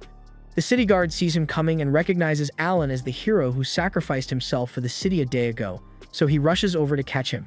And by the time Alan opens his eyes again, he is back at the mansion with Seabez and Seals looking after him. Seals is really happy that Alan is all right, but she also yells at him for making her worry like that, which Alan kind of expected from her. Seabez asks Alan if he remembers anything, so Alan tells him that the monster was relentless and chased him for 3 whole days before he lost it. and once the coast was clear, he turned back to return to the city. Sebas is impressed by Alan's bravery, and he informs him that Granvelle is just as pleased with what he has done. So after Alan is back on his feet, he would like to meet with him. A little while later, Alan goes to meet Granvelle, and he explains that he wasn't strong enough to defeat the monster on his own, so he decided to draw its attention and lead it as far away as possible. He then apologizes for doing something so reckless, but Granvelle tells Alan that he has nothing to be sorry for. Handling monsters like the Murder Gulch would have been impossible without Zenov and his knights, so Alan's brave actions undoubtedly saved the city from mass casualties, which is why rewards have been prepared for Alan in the amount of 10 gold coins from Granvelle and another 10 gold coins from the family that he saved that day. Alan is overjoyed because with that kind of money, he could definitely buy himself a decent sword, and that's exactly what he does, because the next time we see him, he's rocking a mithril sword. With this, he is easily able to defeat an armored spider on his own, but it's still not hard enough to pierce through the spider's hard abdominal armor. That said, it is capable of piercing through the gaps in the armor, so Alan is able to dig into the spider's body and take out the magic stone. Now that he's done with that, he wants to run a little test with his summons, so he calls over 3 of his hawks, has 2 of them land, and then stores 1 in his grimoire. He then places a fruit in a bag and asks the hawk in front of him to point to the item that he put in the bag. The first hawk easily identifies the fruit, but Alan already expected that, so he moves on to the next step of the test and resummons the second hawk. He then asks the hawk the same question, and it immediately identifies the fruit, which tells Alan that different summons of the same type can share information with one another. He then calls the third hawk down and asks it to do the same thing, but this time, it can't answer the question. So the information relay must only work on hawks that are still inside the grimoire.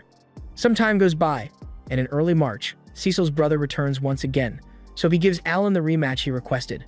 Alan has gotten a lot stronger after farming all those C-rank monsters, but he's still struggling to keep up with Mihai's raw skill.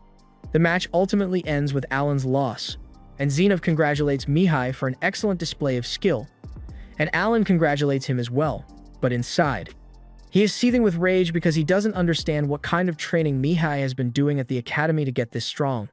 After the duel is over, they all head to the dining room for lunch, and there, Mihai learns that Alan recently fought a Murder Gulch.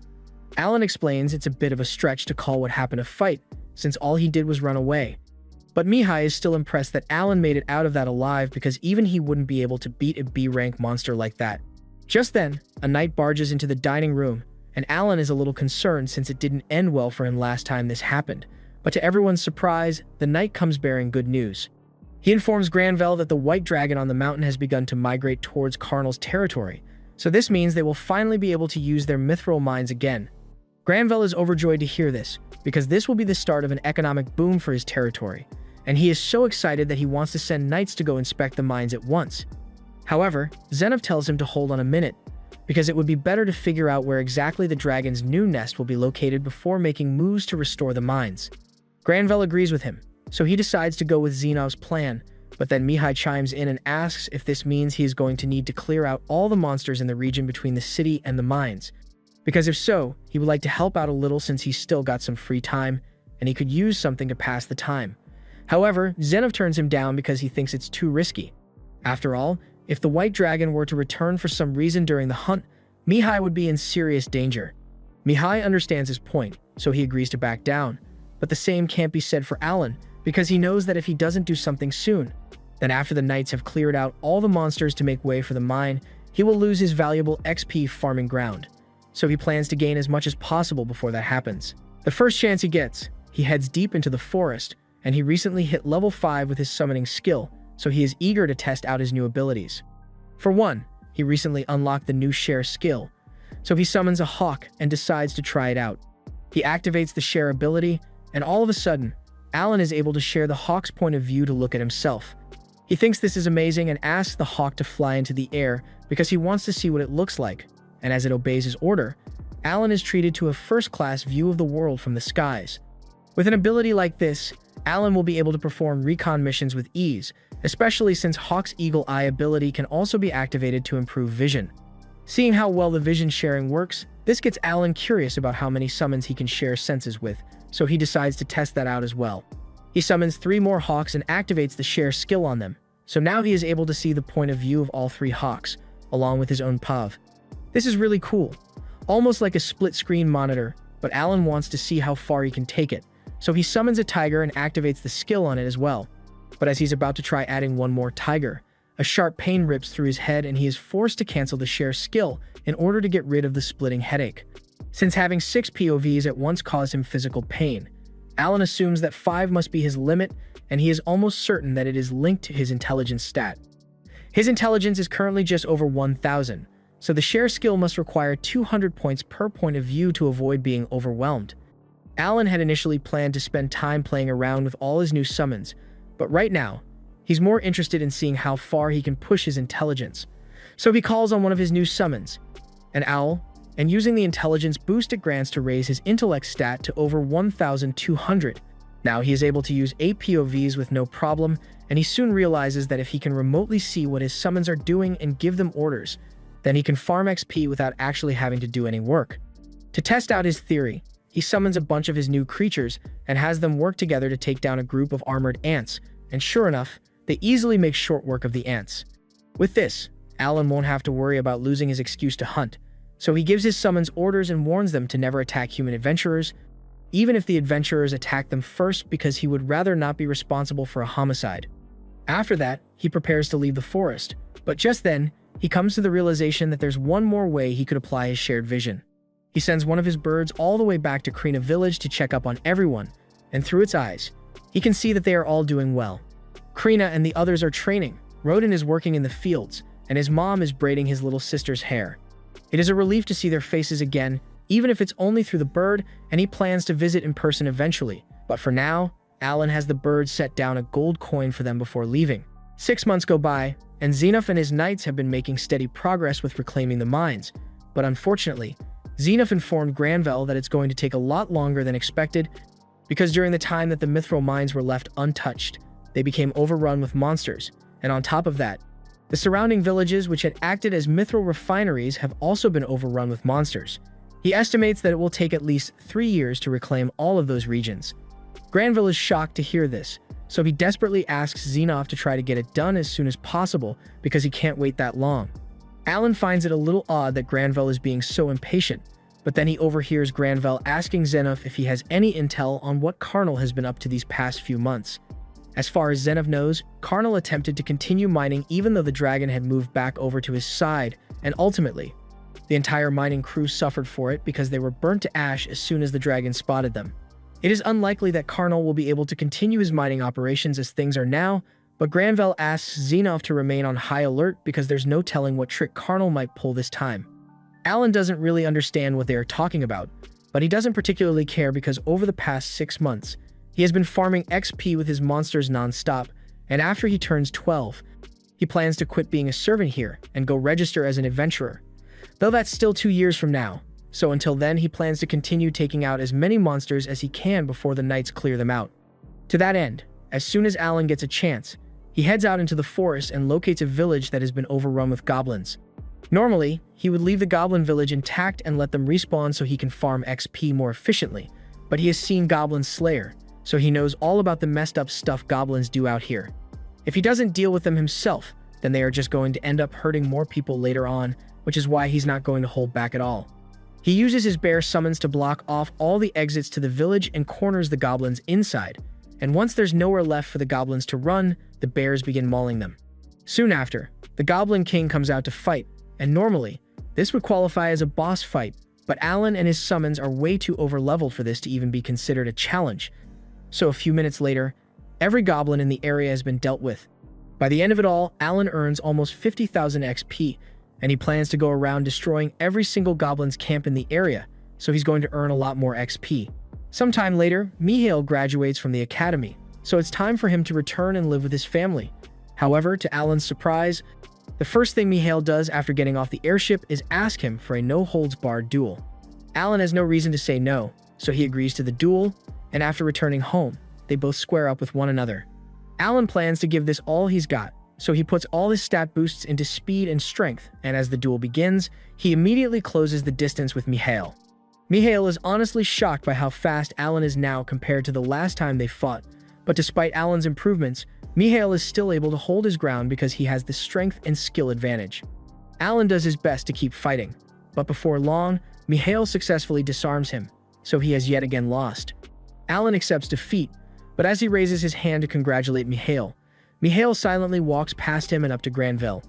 Granville says he is proud to see how strong Mihail has grown over his years at the academy, and he says he is the pride and joy of the Granville family, which makes what he must do all the more heartbreaking. Mihail then walks up to Cecil and Thomas and tells them that he has some bad news. He says he has to go fulfill the duty of a noble, so he is going to be gone for quite a while. Cecil is disappointed to hear that and asks Mihail what he is going to be doing, but unfortunately, Mihail isn't allowed to share that information. He assures her that he will be back in 3 years.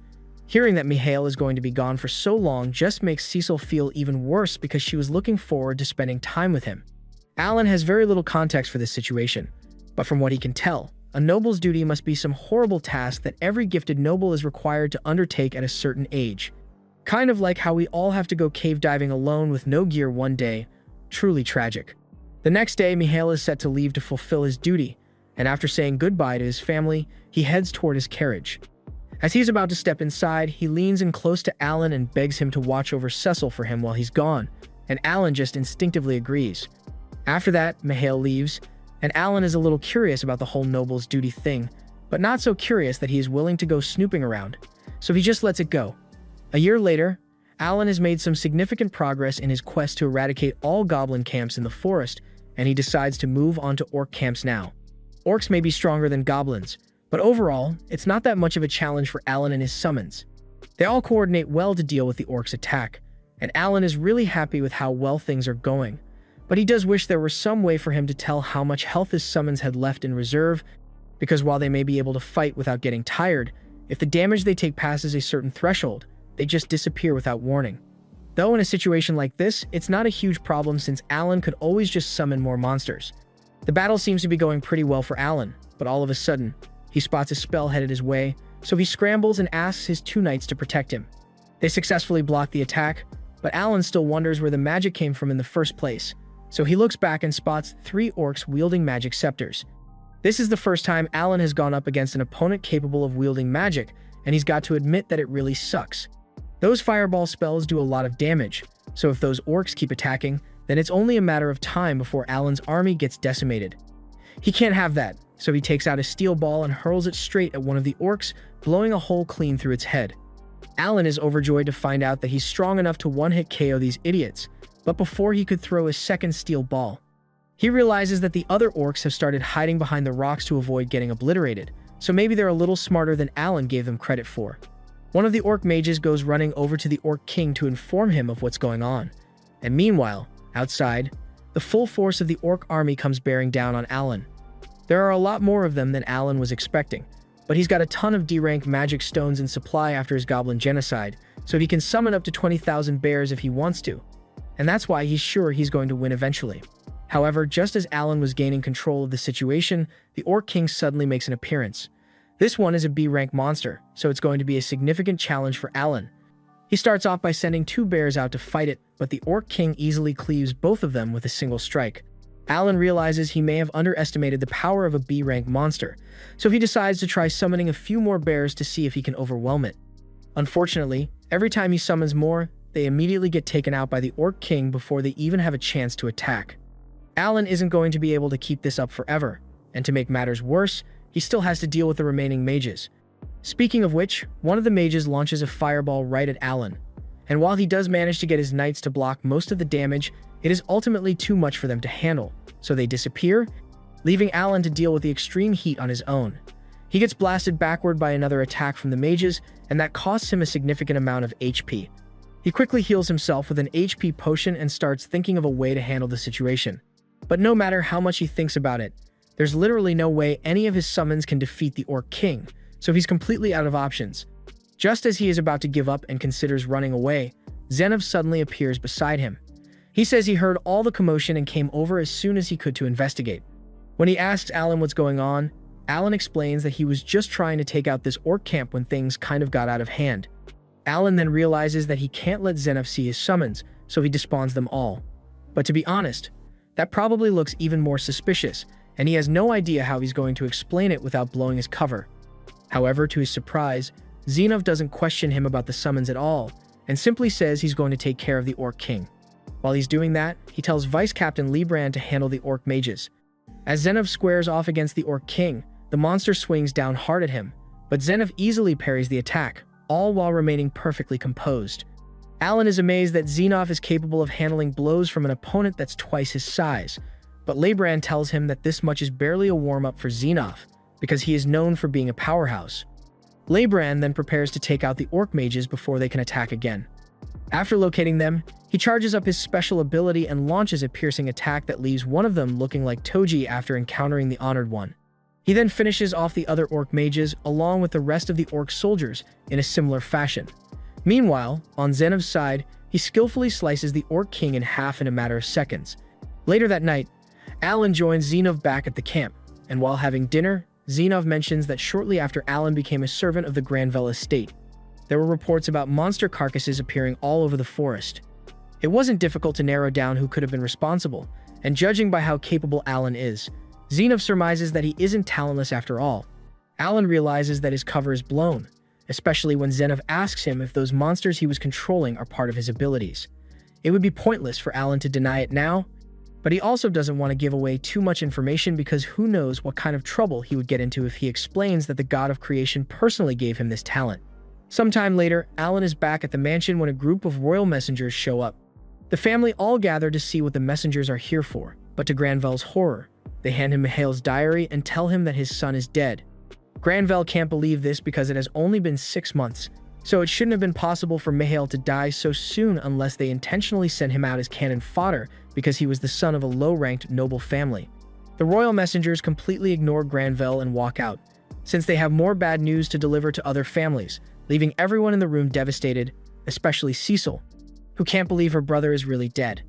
Everyone in the mansion spends the day mourning Mihail because they all really cared about him, and they think it's cruel that a 15-year-old was forced to face such a harsh fate.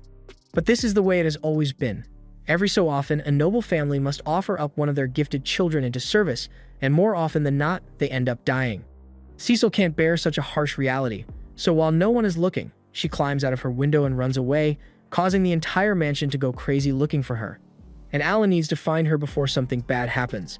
Cecil has made her way out into the city streets, and she has been running for so long that her legs are too tired to continue, so she crouches down and takes out the ribbon she got from Mihai, still refusing to believe that her brother is actually gone. One of Alan's owls has caught sight of her, so a few moments later, Alan arrives, and upon seeing him, Cecil asks if he's here to drag her back home. But Alan says he actually just plans to wait here with her until she feels better. Several minutes go by like this, and Cecil starts yelling at Alan to leave her alone already. But just then, her stomach begins growling because she hasn't eaten anything yet. So Alan reaches into his storage and pulls out an impromptu meal for her. Cecil has no idea where he got all this stuff from, but she's too hungry and grief-stricken to care right now, so she takes one of the fruits and starts eating. As she eats, tears begin to stream down her face, as she recalls the words Mihai had written in his final letter. He knew he was going to be sent on a dangerous mission, and he had a strong feeling he would die on that mission, so he was absolutely terrified up until the moment of his death. Cecil is terrified as well, because she knows she's going to have to fulfill the noble's duties someday as well, and that means she's going to meet the same fate as Mihai. Alan understands why she's so upset about this, so he plainly asks her if she wants to run away with him. He says they can leave the city and travel to all sorts of places together so she won't have to fulfill the noble's duty, but she says that would never work because she still needs to attend the academy. Alan reminds her that the academy is still just a school at the end of the day, so she can just choose not to go if she doesn't want to, and hearing him say that, she realizes that she really does have a choice in the matter, as did Mihai. In Mihai's letter, he did talk about how he was scared of dying, but he also mentioned the fact that he wasn't doing it because it was an obligation or for the sake of his family, and he chose to go through with the duty to confront his own weakness, so no matter what the outcome may have been, he had no regrets. After coming to this realization, Cecil says she's finally ready to go home, and Alan is glad to hear that, so he gets up and prepares to leave, but then she tells him that her legs are too tired to walk all the way back, so she wants him to carry her, which slightly annoys Alan, but he does it anyway. On the way back home, Cecil thanks Alan for his advice because it really meant a lot to her, and he tells her it's no big deal. They eventually return to the mansion where Cecil's parents are nervously waiting for them at the gate. Her parents immediately rush over to check on her, and Granville assures her that there's no need to be worried about the noble's duty, because now that they've got their mithril mines back up and running, He will be able to get an exemption for Cecil by bribing the royal family so she won't have to do it. However, Cecil looks them dead in the eyes and says she doesn't want to run away from her responsibility, so she plans to fulfill her noble's duty when the time comes. Both parents are shocked to hear her say this, but they respect her decision, so they don't try to talk her out of it. 6 months go by after that, and Alan's life in the Granville household has gone back to normal, so Alan is out hunting as usual. All the orc camps in the area have been cleared out, mostly thanks to Alan handling all the dirty work, and that means the mithril mining operations can resume. According to Zenov, he thinks they should be able to get everything up and running by summertime, which is good news. But Granville is still rather worried about what Karnal will do, because he might decide to lash out now that his side can no longer benefit from the mithril mines, so it's best if they stay on guard. Now that Alan has taken care of most of the monsters in the forest, he sets his sights on the mountain itself, and apparently, Cecil had asked him to bring her along on his hunting trip, but Granville shut the idea down immediately. Alan would have liked to have a mage around for support, but he knows there's no way Cecil could ever make it all the way up a mountain like this, so it wouldn't have worked out. After climbing for a while, Alan comes across a nest of ants, and from what he knows about these monsters, there are probably a few thousand ants in that nest with a B-rank queen who gives birth to even more every now and then. The entrance to the nest is quite small, so only one ant can leave at a time, and Alan knows he would get swarmed if he went in there to fight right now. So he decides to bottleneck the ants and dwindle their numbers before heading inside to fight the queen. With the entrance now clear, Alan summons a few owls to head inside and scout the interior of the tunnel so he can find the queen, and as they fly through the tunnels, Alan's grimoire creates a detailed map of every single path in there. At one point, Alan comes across an egg incubation room, which is probably the main reason there were so many ants in here in the first place, and he doesn't want to risk hatching them early, so he plans to circle back to take care of them after he has dealt with the queen. Several hours go by, and the sun is about to set, but Alan still hasn't found the queen ant yet, and he's starting to wonder if he should just call it a day and head home. But if he does that, then the soldier ants would probably have respawned by the time he comes back. He doesn't want to go on another month-long farming session, so he decides to power through the hunt tonight, and his resilience ends up paying off because one of his owls finally located the ant queen in one of the tunnels. The second Alan receives the info about the queen's whereabouts, he pulls up with his entire army, and the first order of business is to take out all the soldier ants protecting the queen before dealing with her. The soldier ants were easy enough for Alan's bears to handle, but when it comes to the queen itself, the bears get one shot. Fortunately, the queen's abdomen is completely exposed, so each bear is able to land a solid bite on the queen's body before they get defeated. So Alan keeps summoning more, and over time, the queen finally succumbs to the constant damage. Alan is relieved that the battle is finally over, but it's already way too late for him to start heading back to the city now. So he decides to camp out in the cave for the night and head back in the morning, but just as he's about to set up camp, he notices some mithril on the ground nearby. The next day, Alan returns to the Granville estate with the shell of the queen ant in tow, and he informs everyone of what he accomplished, but they are honestly having a hard time believing his story. Defeating soldier ants is one thing, but even the Knight's Order doesn't have the resources necessary to challenge an entire ant colony and defeat a queen. Alan understands why they are all skeptical since he wouldn't have been able to do it without his summons, and the only one here who knows about his summons is Zenov. Granville asks Zenov for his opinion on the matter, and Zenov can't really confirm if this is actually a queen ant shell or not since he has never seen one himself. But then Alan remembers the mithril he found in the cave, so he pulls it out as undeniable proof that he ventured into a cave in the White Mountains. Seeing this transforms everyone's doubt into amazement, because they now realize that Alan was telling the truth. So Granville tells him to come inside because he wants to hear about the whole thing in great detail. Of course, Alan doesn't reveal the truth about his summons, but he does explain where he found the cave and present the map he created of the cave's layout. Granville is more than happy with the information Alan provided because not only did he clear out the cave, but the fact that he found mithril in there means it must be an undiscovered mithril vein. And since Alan is the one who discovered it, Granville is rewarding him with 30% mining rights for that vein.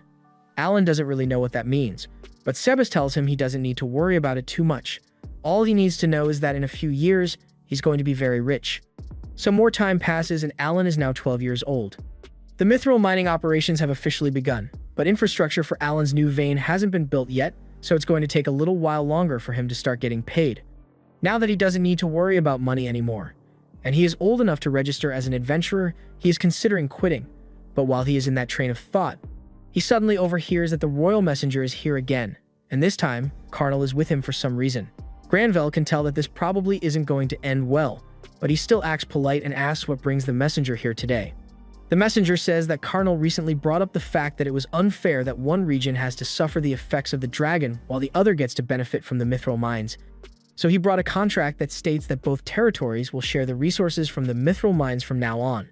In plain terms, this contract basically means Granville will be forced to hand over half of all his region's profits to Karnal for the next 100 years, and the messenger pressures him to sign right away. But Granville isn't an idiot, so he says he's going to have to meet with the king to discuss an agreement of this nature before he signs anything. Upon hearing this, the messenger gets up in a rage because he can't believe Granville would dare to question a contract he prepared, and he warns Granville that he will regret this as he storms out with Karnal as smug as ever in tow. You would think that would be the end of it, but you'd be wrong because not even a few days later. There is suddenly a huge commotion in the Granville mansion because a bunch of mercenaries have just broken into Cecil's room to kidnap her. Alan is the first to make it there, and he sees the kidnappers about to run off with Cecil, so he draws his sword from his grimoire and charges at them. The big guy blocks Alan's strike, and he is certain that it will be easy to kill this kid so they can get out of here. But then Alan puts all of his stat boosts into strength, and all of a sudden, the big guy isn't so confident anymore. Alan probably could have defeated them if this was a fair fight, but one of the kidnappers pulls out a pouch of sleeping gas, and once Alan gets hit with it, he passes out moments later. The next time he opens his eyes, he finds himself tied up next to Cecil, which is a huge relief because it makes his job a lot easier. The kidnappers don't know about his summoning ability, and they can't see his grimoire either, so while he's facing the other way, he summons two birds on the ceiling so he can get a good view of the situation. The kidnappers are sitting behind him, and they haven't noticed that he's awake yet, so he plans to sneak attack them. However, as he's about to reach into his storage to pull out his sword, he realizes that he must have dropped his mithril sword when he was captured. So the only tools at his disposal right now are those metal balls and a regular sword. He isn't confident that he can defeat these guys while protecting Cecil with such limited equipment, so he decides to lay low for a while and scope out the area first. He sends one of his birds out to scout out the area, and he soon finds out that they are on a ship. But not just any ship, this is a magic airship, and a luxury one at that. There are a bunch of regular passengers dining in the main hall right now, and off to the side, Alan notices Karnal and the royal messenger laughing with each other over some wine. The royal messenger reminds Karnal that he has already pulled a lot of strings for him, so he expects to be compensated. Karnal tells him that if he is talking about the mining rights, he has already sent a threatening letter to Granville to make sure he hands over the rights, and if he still refuses, then Karnal plans to cut off Cecil's hand and use it as a more compelling threat. Alan is furious when he finds out that Karnal is the one behind all this, but back in the room where they are being held, Cecil finally wakes up, and she immediately starts freaking out. The kidnappers get annoyed by her flailing, so they plan to kick her a few times until she stops moving, but Alan's not about to let them beat Cecil up. So he decides to make his move. First, he summons a butterfly to put one of the kidnappers to sleep, and while the others are confused and wondering what just happened, Alan frees himself from the ropes and prepares to take them down. The kidnappers are about to attack, so Alan summons a bunch of his creatures to throw them off guard, and while the kidnappers are distracted, he proceeds to knock them out. He then walks over to Cecilia to check on her, but just then, the leader comes back into the room, and he is slightly amused that Alan managed to take out his lackeys. But that doesn't mean he's getting out of here. All of a sudden, he appears right in front of Alan and kicks him in the stomach so hard that he gets slammed into a wall and coughs up blood. Alan is still trying to process what just happened because it looked like the leader had teleported, but first, he needs to take care of his injuries, so he uses one of his healing herbs. The leader can see that Alan is confused, so he explains that what he did just now was all thanks to his skill, but he doesn't think it's worth giving a whole explanation since he is going to kill Alan anyway. Just then, the leader hears the voice of Karnal yelling at him, and that startles him so much because he wasn't expecting Karnal to be in this room, but it turns out that it was just one of Alan's parrots. While the leader is distracted, Alan uses his spider to bind him to the ground, and then he grabs Cecil and makes a break for the door. The spider's silk won't hold the leader for long, so Alan also spawns two knights in front of the door to keep the leader busy and buy enough time for Alan to escape with Cecil. That said, there aren't really many options for escape as things stand, so Alan takes Cecil to a window and takes a look outside to see what he's working with. At a glance, it looks like they are roughly 100 meters up in the air, and Cecil is terrified because she can tell what Alan is thinking. But he tells her it's probably going to be fine because he just put all of his stats into endurance. There's not much time left, so Alan jumps out the window with Cecil, and as they come crashing to the ground, Alan absorbs most of the impact, so Cecil is perfectly fine, but Alan's legs are completely broken. Thankfully, he's still got a ton of healing herbs in stock, so he recovers fairly quickly, and once he is able to stand again, he extends a hand to Cecil and tells her it's time for them to go home. He frees her from her binds and gives her a healing leaf just to make sure she's alright, but Cecil understandably has a ton of questions on her mind, like what were those monsters she saw earlier, where did Alan get such a powerful healing herb, and how was he strong enough to jump out of an airship and survive? Those are all valid questions, but Alan doesn't have time to answer, because they are still in Karnal's territory right now, and Dagra is bound to come after them once the ship lands, so they need to get out of here as soon as possible. He tells Cecil to get on his back so he can carry her, which she does, but then he tells her to hold on to him tightly, and she refuses at first because she thinks it's embarrassing. But then Alan starts running, and he's a lot faster than she thought he would be, so she has no choice but to hold on tight. While running, Alan summons a few owls and asks them to scout around for him, and just as he expected, after the airship lands, Karnal orders Dagra to go looking for them, so they really need to move quickly. To Alan's surprise, Dagra starts heading in their exact direction off jump, which puts them in a really tough spot, so he decides to cut through a bunch of alleyways to test a theory and potentially lose Dagra. While the owls continue to watch Dagra's movements, Alan realizes that Dagra is following the exact same path that they took through those alleys, so he must have some kind of tracking skills that allow him to follow the footprints of his target. That means that as long as he can see the path Alan ran through, he will be able to follow him, but Alan has the perfect counter to that ability. So he jumps into the air and starts running across the rooftops, because there's no way Dagra would think to look for footprints on the roof.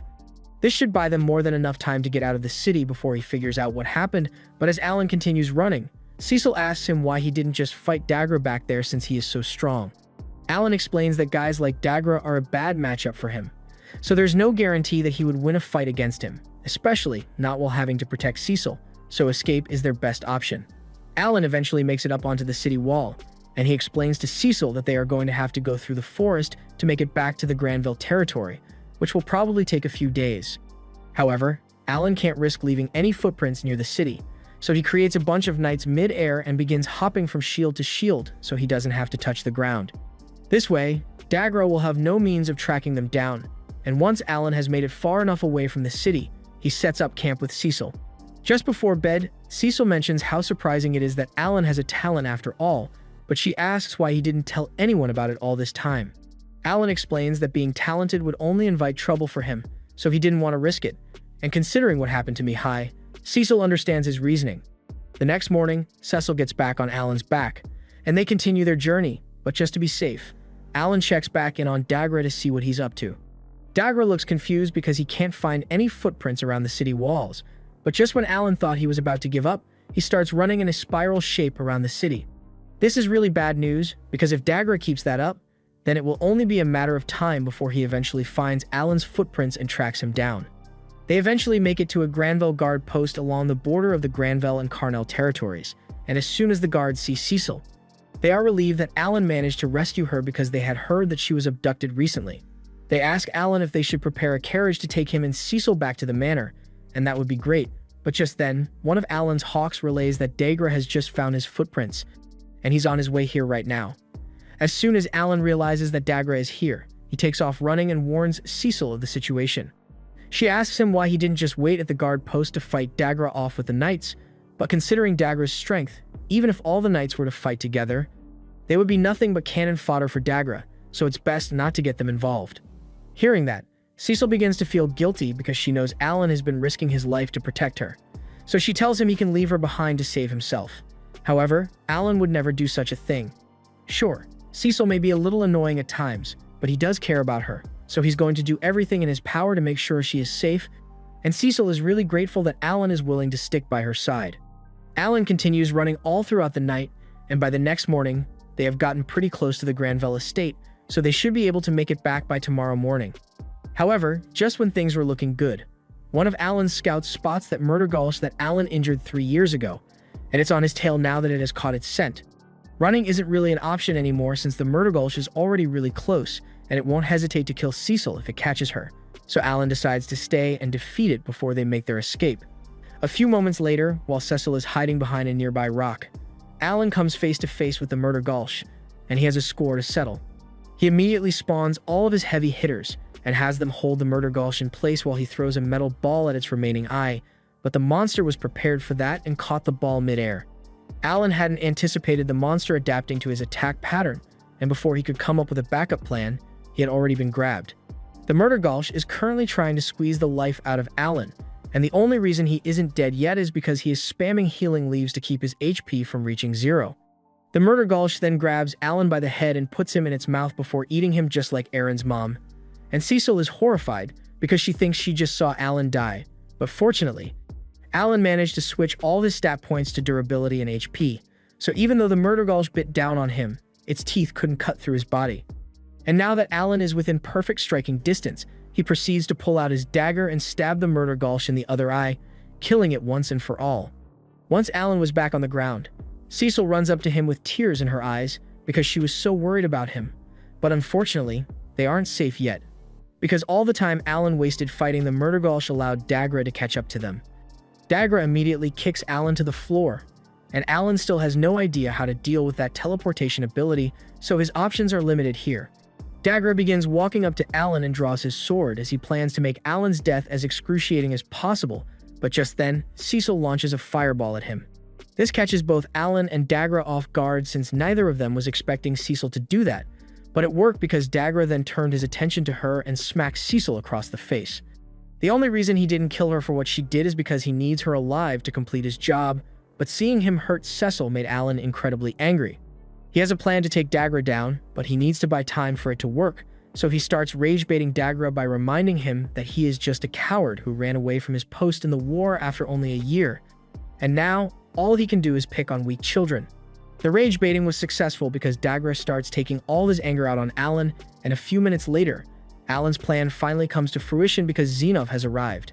Earlier, he had sent one of his parrots over to Xenov to inform him of the situation and bring him here, since he is the only warrior here who is strong enough to take Dagra out, and Xenov did not disappoint. When Dagra tried to stab Xenov, his blade did absolutely nothing to him. And when Xenov counterattacked, he unleashed a terrifying amount of force, splitting Dagra in two, along with everything that was behind him. Afterwards, Xenov escorted Alan and Cecil back to the estate, and the family was overjoyed to see Cecil back safe and sound.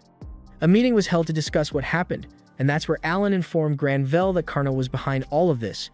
Since his mines were no longer profitable with the dragon around, Carnel conspired with the royal messenger to attempt to steal half of Granvelle's mining rights, but he couldn't let Granvelle inform the king of what he was doing, so he intended to hold Cecil hostage and use her to force Granvelle to sign. Granvelle is outraged upon learning all this, so he orders for a carriage to be prepared immediately, because he plans to head to the capital right away. However, Alan tells him to wait a moment because he needs to think this through before he takes action. If Granvelle were to simply report this to the king, then sure, Carnel would probably get what he deserves, but the royal messenger would likely go unpunished. To make sure everyone is dealt with properly, Alan offers to relinquish his mining rights and tells Granvelle to use those mining rights as a bargaining chip with the king to ensure that a thorough investigation is conducted. Granvelle is shocked because it sounds like Alan is trying to convince him to bribe the royal family, and that's exactly what Alan is trying to do. He tells Granvelle that as the head of the family, it's his job to get his hands dirty when necessary to ensure his family's safety, and Granvelle realizes he is right, so he thanks Alan for the advice and prepares to follow through on it. As a result of the ensuing investigation, the royal messenger was fired, and the Carnel territory was dissolved and put under royal rule for the time being. Later on, given everything they had been through, Granvelle granted Cecil and Alan permission to receive a special lecture on what a noble's duty is, but only on the condition that they don't tell anyone about this. Basically, as far as the general public knows, the kingdom of Rashtat has been at peace for a long time, but it is far from the truth. Around 112 years ago, a self-proclaimed demon lord appeared and demanded that the rulers of all the different kingdoms submit to him, but naturally, no one agreed to such a ridiculous request. However, roughly 50 years after the initial declaration, the event known as the Great Calamity took place. The demon lord went on the offensive, and using a massive army of monsters, all B rank and above, he began to invade the surrounding nations, completely destroying 4 of them in only 4 years. To put a stop to the demon lord's reign of terror, the different continents banded together to form an alliance to fight against the demon lord, and as part of that alliance, each continent was required to found an academy to train fighters before they were sent to the front lines, but their efforts hadn't been enough to stop the demon lord because the invasion had continued. That was until the hero known as Helmos was born in the Empire and restored humanity's hope. He was the first person to ever have the talent of hero, and after he joined the battle, the tide shifted dramatically in favor of humanity. Helmos is currently 22, and he is still courageously fighting on the front lines to this day. Alan was amazed to learn all this because he recalled how the hero and demon lord classes had 5-star difficulties. So they are probably some of the strongest people in this world. As for the noble's duty, it is simply a mandatory 3-year draft into the army for any nobles who possess a talent. It is a rule that is heavily dreaded because even with the hero on their side, half of all noble recruits still end up dying. Later on, Granville calls Alan into a meeting because he has something he wants to discuss with him. He had attempted to get Cecil exempted from the draft, but the king refused because her wizardess talent is too valuable to overlook. Thus, Granville would like to ask Alan for a favor. He is aware that Alan has some kind of talent, so he offers him 600 gold coins, which is all the money he could gather at the moment, and asks Alan to please accompany Cecil to the academy and protect her when she inevitably gets sent to the battlefield. Alan is hesitant to agree at first, because while he does care about Cecil, this is a huge responsibility to shoulder. That said, he does need to face stronger and stronger opponents if he wants to continue leveling up, so this might be a good chance for him to grow. Thus, he accepts the Baron's request to protect Cecil and promises to defeat the Demon Lord someday.